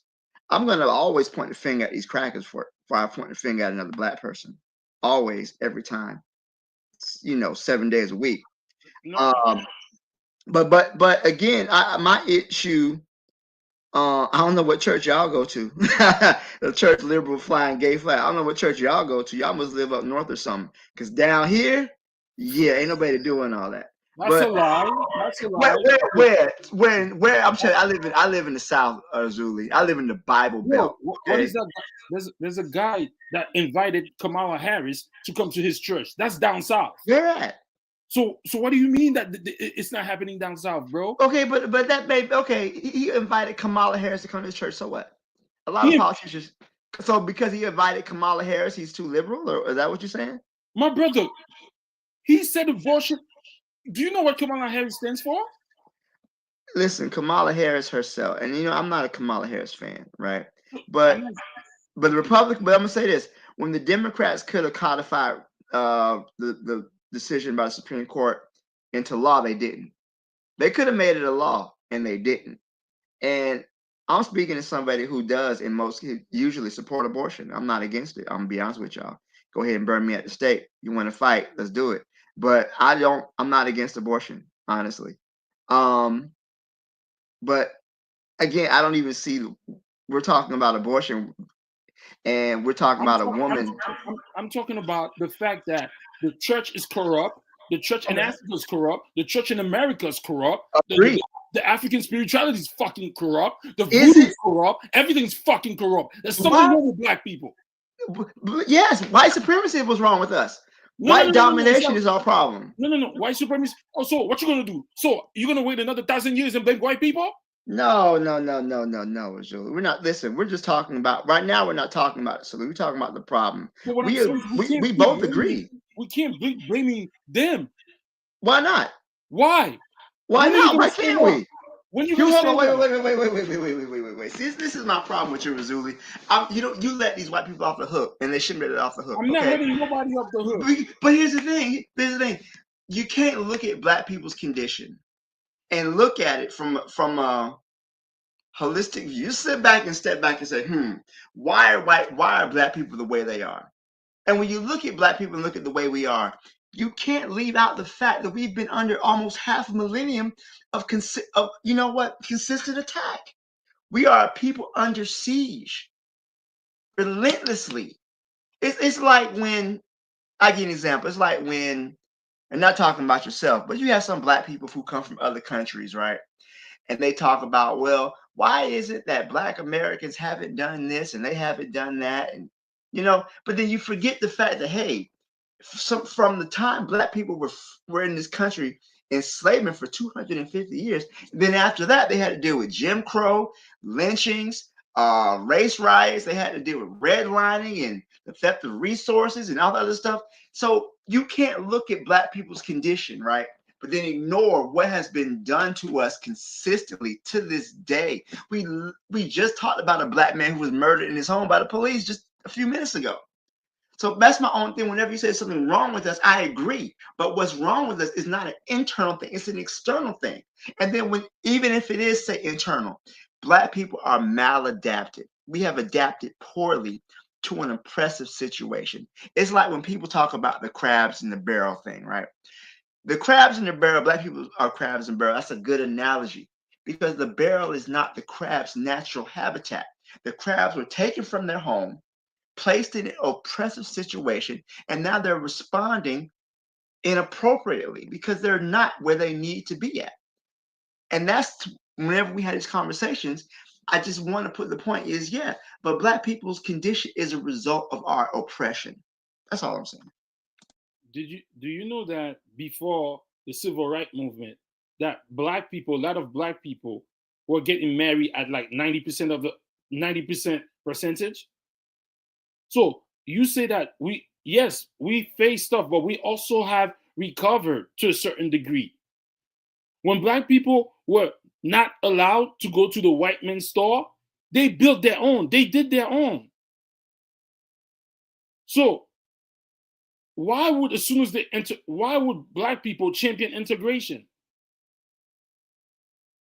So for us to say that black people didn't recover after, because we've been oppressed. Look at all the town they built. You know who destroyed that? Which is what you're gonna say. What you're gonna say. But you cannot in movies. Dracula can't come into your house unless you invite them. I'm talking about what's that invitation that we? Why do we always want to invite that in? We can't keep blaming that. This church lady, what I'm saying, this church lady, yes, she's not a good person. Yes, is that, but it seems to be like everybody will. African spirituality is trash now.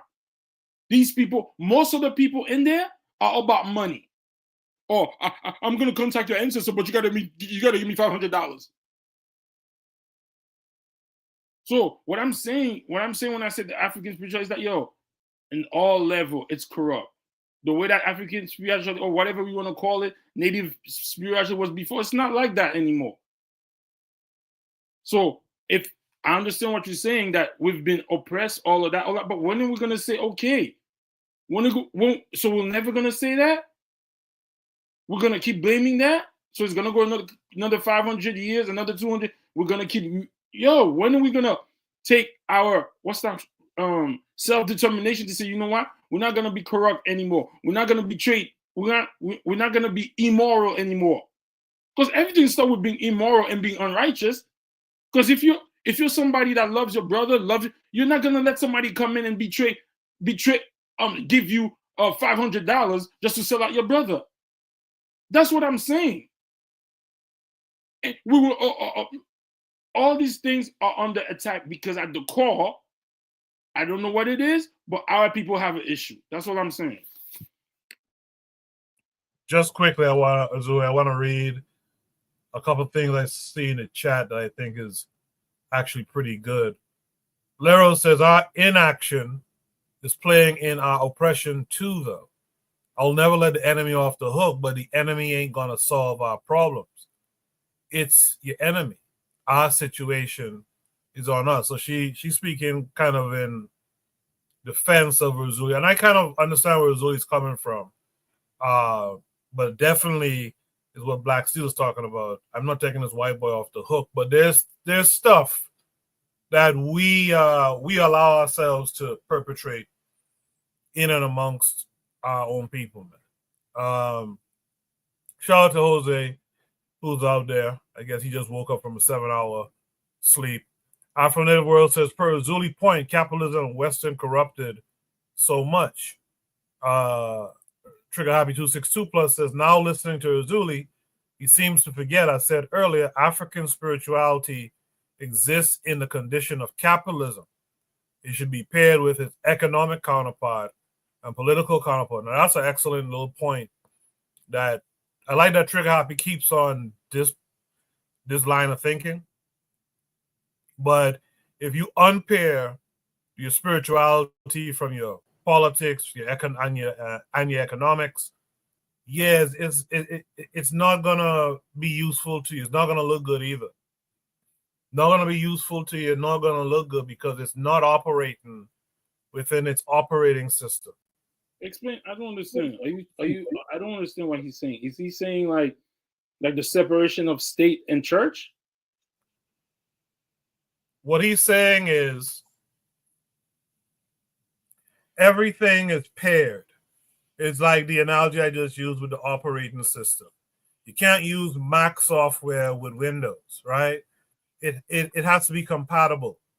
And so your way of life, the culture, the politics, the education, the spirituality, all that will work together. Well, right now what's happening is there's an attempt to practice certain Africanisms, like African spirituality, for example, within a capitalistic system, a foreign system. Therefore, it's going to look different. It's going to look foreign. It's going to be corrupted because it's not paired properly.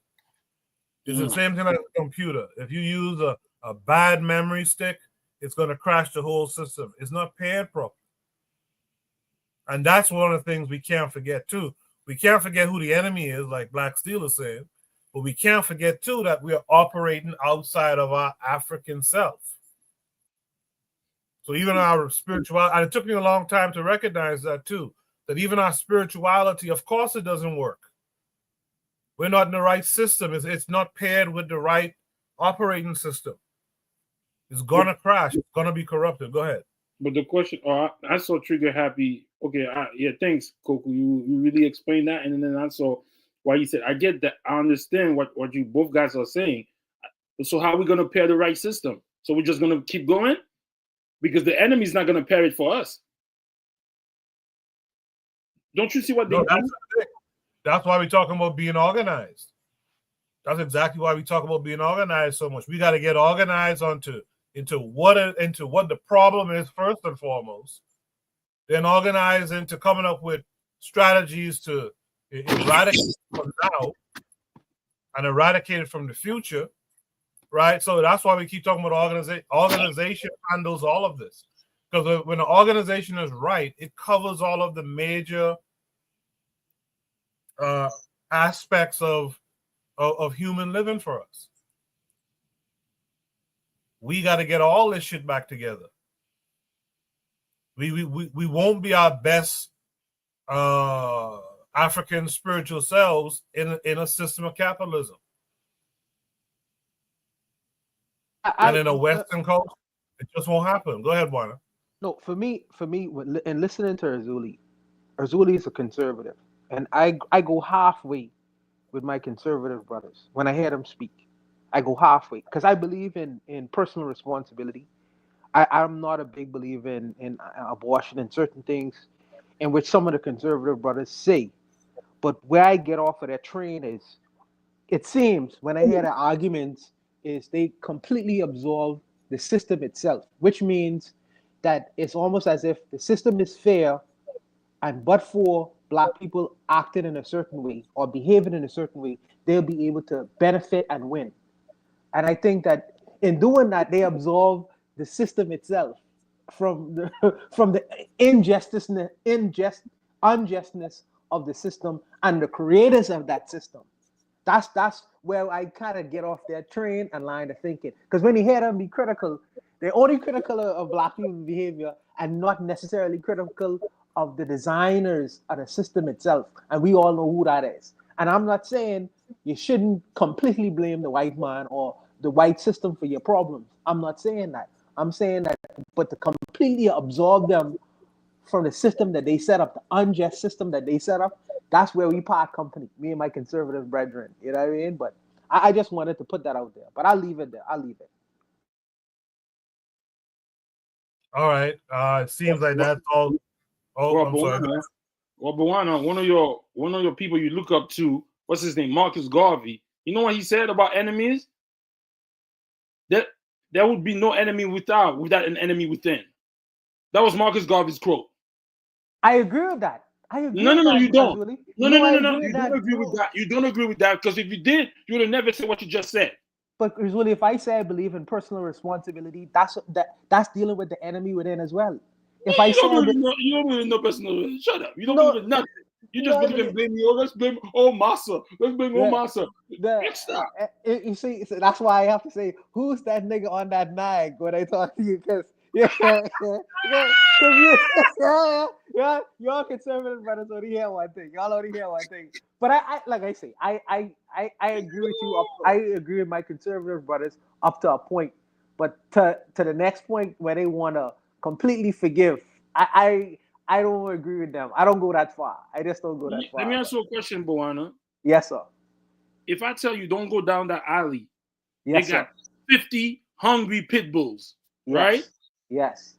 If I tell you there's 10 people that went there, they all got mauled, right? Yes, sir. So now, am I taking away? If me, you say Gunner, you say Ezra, go get me some stuff in that aisle, and I said no, I'm not going there. Am I taking guilt away from those dogs? Am I telling No. you? I'm telling you, do not, you yourself. Those dogs are hungry. They will kill you. So Yes. you yourself go over there. Am I telling you? Oh, those dogs are not evil or are not mean? No. But what you are doing? Here's what you're doing. You saying that don't go down there because them dogs are mean. But what you ain't saying, and what you all don't, what my conservative brothers don't never discuss is, first of all, why are the dogs down there? First of all, who put the dogs down there, and why are they hungry and so mean that they willing to eat me? Because they ain't getting sufficient food. Nobody is caring for them. Nobody is making sure that they eat every day. So I'm saying that y'all don't point to the creator of the dogs who put them down there. Okay. That's my problem. That's my problem with the brothers. Okay, I didn't. So you didn't understand my point. You didn't get my point because I I probably did. I thought no, you didn't. You didn't Okay. because I probably made a bad analogy. So you know how what you just said and what the Black Steel just said about we want to attack the crabs, but we're not attacking the barrel maker, right? Yes, sir. Yes, sir. If the barrel maker has been making barrels for 3,000 years, why should I go? Please, you don't think I already know the barrel maker cannot be changed? Not everybody know that there's a barrel maker, Urzuli. Not everybody know that barrel maker exists. So let me give you a good. So you think I'm mad at the dogs? No, I know. You mad at me for walking down there. You mad at my ignorance for walking down there. See, the dog is part of the dog, the hungry dog, and the people walking down there are the result of the person who created that. What I'm saying is, we are the dogs. We are the people walking down the corridor. None of us realize that the person who created the corridor is not going to change. Me, I'm not, because I'm telling the dogs to stop biting the people and I'm telling the people stop walking in the corridor. That's not me absolving the man, whoever created from I already know who they are. They've been doing it for 10,000 of years. To me, they're never going to change. I got to change. I agree with you. No, you but don't. I'm saying no, hold on. Hear me out.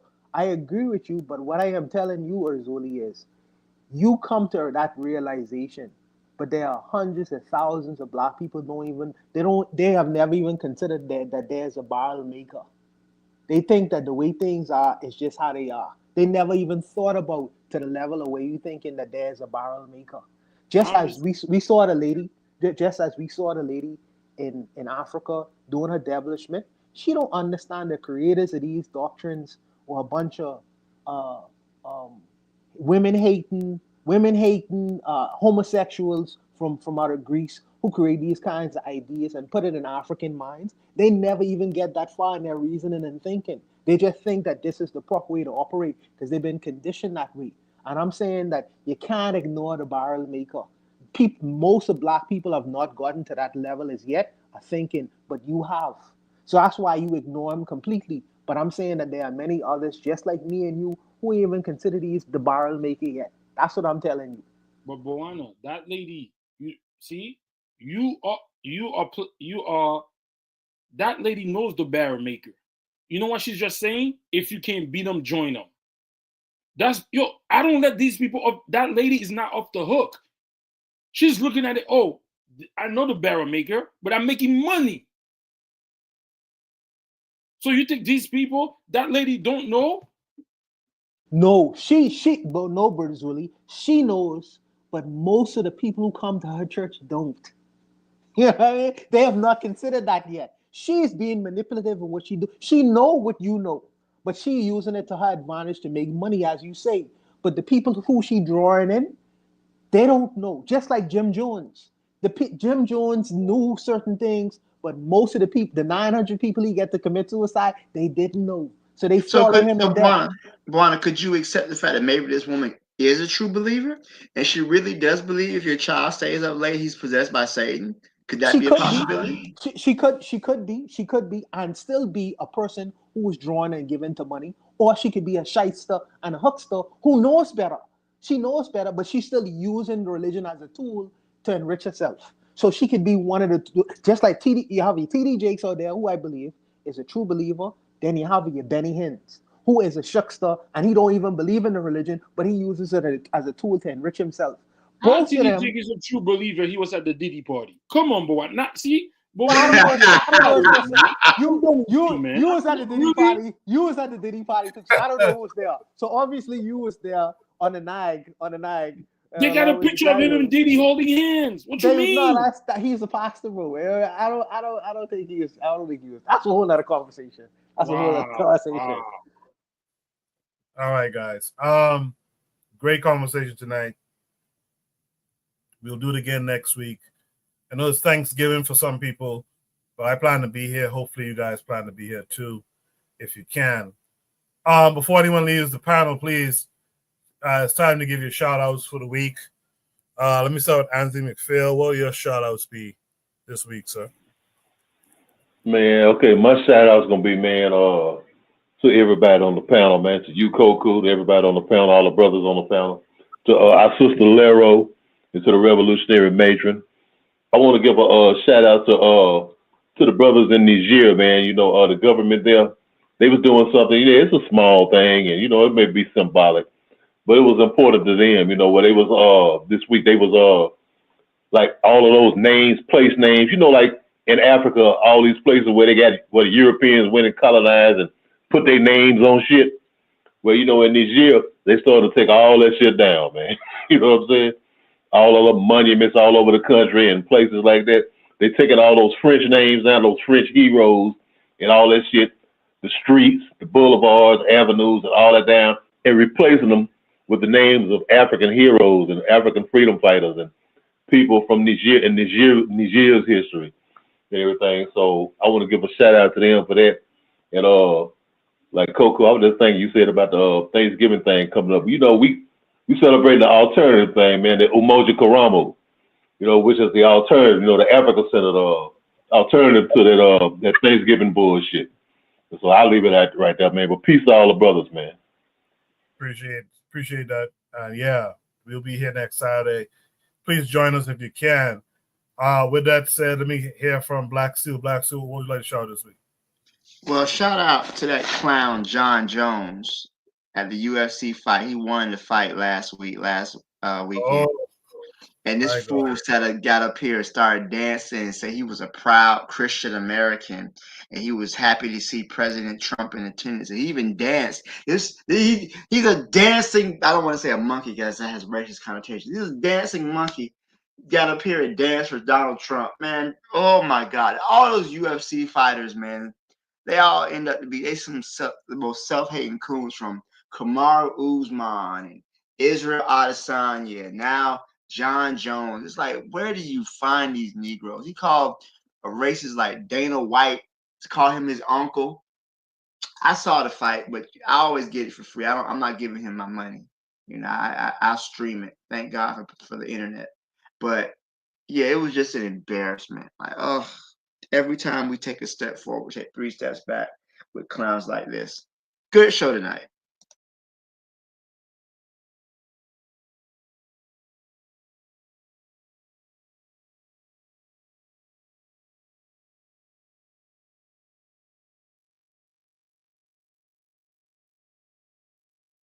Oh no! Hey, sure. Don't do it! Don't do it!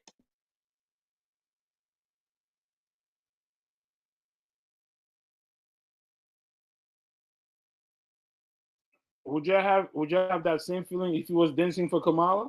I don't understand. Yes, I would. Yes, I Most would. of Don't most listen. of You won't you listen, wouldn't. Julie. You gonna catch me in that? No, no, no, no, no, no. That would Not have been like, yeah. today.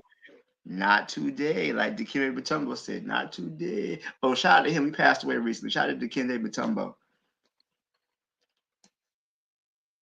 A lot of people would have been like, "Hey, come on, yo." Now y'all want to call? I'm not one of those people though. So don't you ask me a question. I'm not one of those people. Yeah. Fuck her. Well, most maybe not you, but I know a bunch of people in this would have been like, "Oh yeah, now you have a problem with my man. Yo, he won his fight, yo. He won a fight. He can't do a little dance. Shit." Yeah, but didn't he? But really, didn't he give President Trump his belt, bro? I mean, you do the fight, and you can give the president your belt. What if he has given the belt to Kamala? Yo, No, you would have never said Can that. we not mention? Can we mention Trump without mentioning Kamala? I ain't even going into the politics. Jeez, I'm not even going to the politics. Let me just Yeah, give ain't you in the myself- Bahamas? Mind your business. Hey, the last Haitian guy who was in the fight, he got knocked out by what's the name?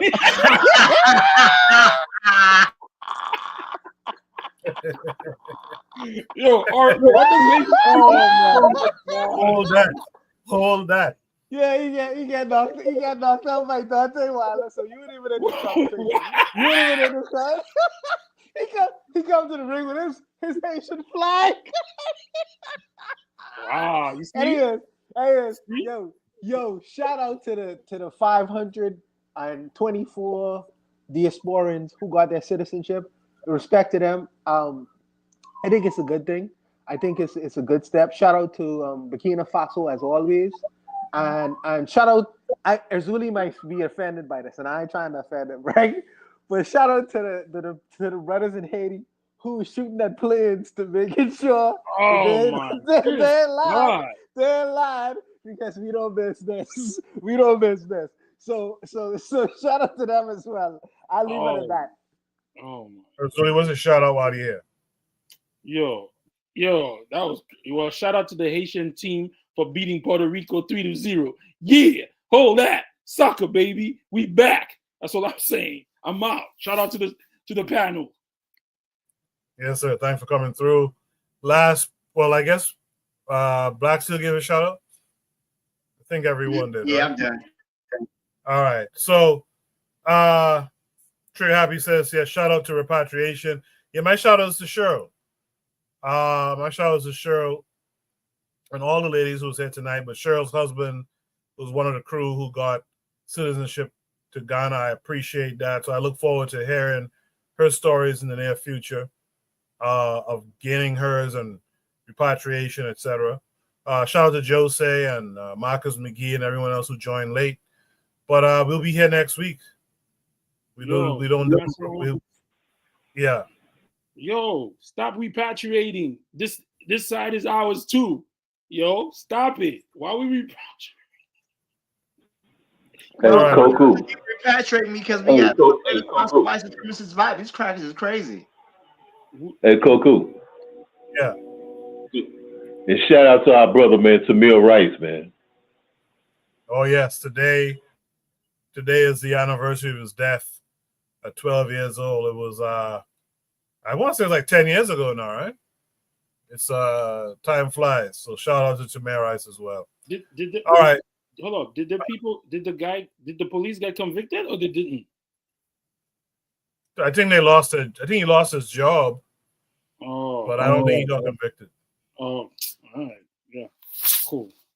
All right. I'll see you guys next week, same time, same place, 8 to 11 p.m. or so.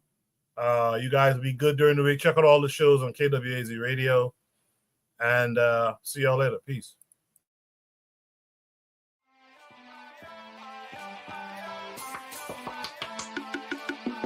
Thanks for listening to the Bitter Medicine Podcast with your host, Koku. If you like what you just heard, we hope you pass along our web address, bittermedicineblogs.com, to your friends and colleagues, and share our show to all your social media. Be sure to check out our archive section on our website for previous podcasts. This has been a KWAZ radio production. Join us next time for another session of the Bitter Medicine Podcast. Follow us on Facebook at Bitter Medicine Show, Twitter, Bitter Meds, Tumblr, Bitter Meds, Instagram, Bitter